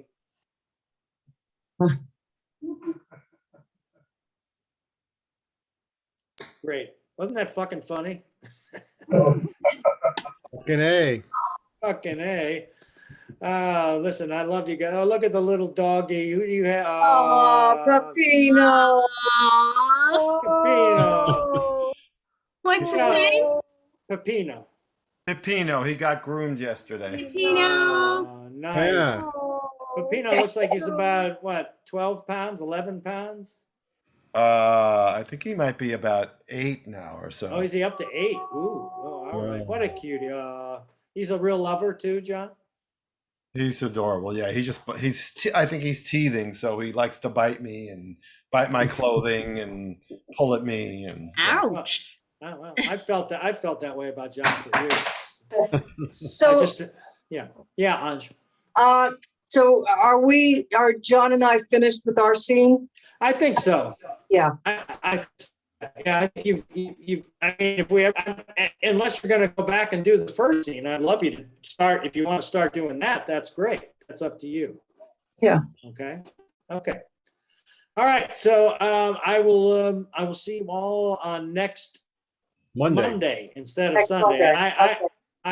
I will write Mel and tell her about that tomorrow. Okay, I'll great. write her a note tomorrow. Okay. Okay? Oh, so. All right, it's everybody. All right. It's this, wait a minute, wait, I'm really confused. It's not tomorrow. No, it's not tomorrow. It's a week from tomorrow. Okay, can't count here, never could count, okay. That's all right. We're here to help you, as Oh, you all right, know. right, all right, if it was that Monday, I would have a week less rehearsal for, okay. There you go. Big relief, Okay. big relief. Now All it makes right. sense. Good news. Good night, everybody. Good Good night. work. Love. Thank you. Good night. Good night. Thank you.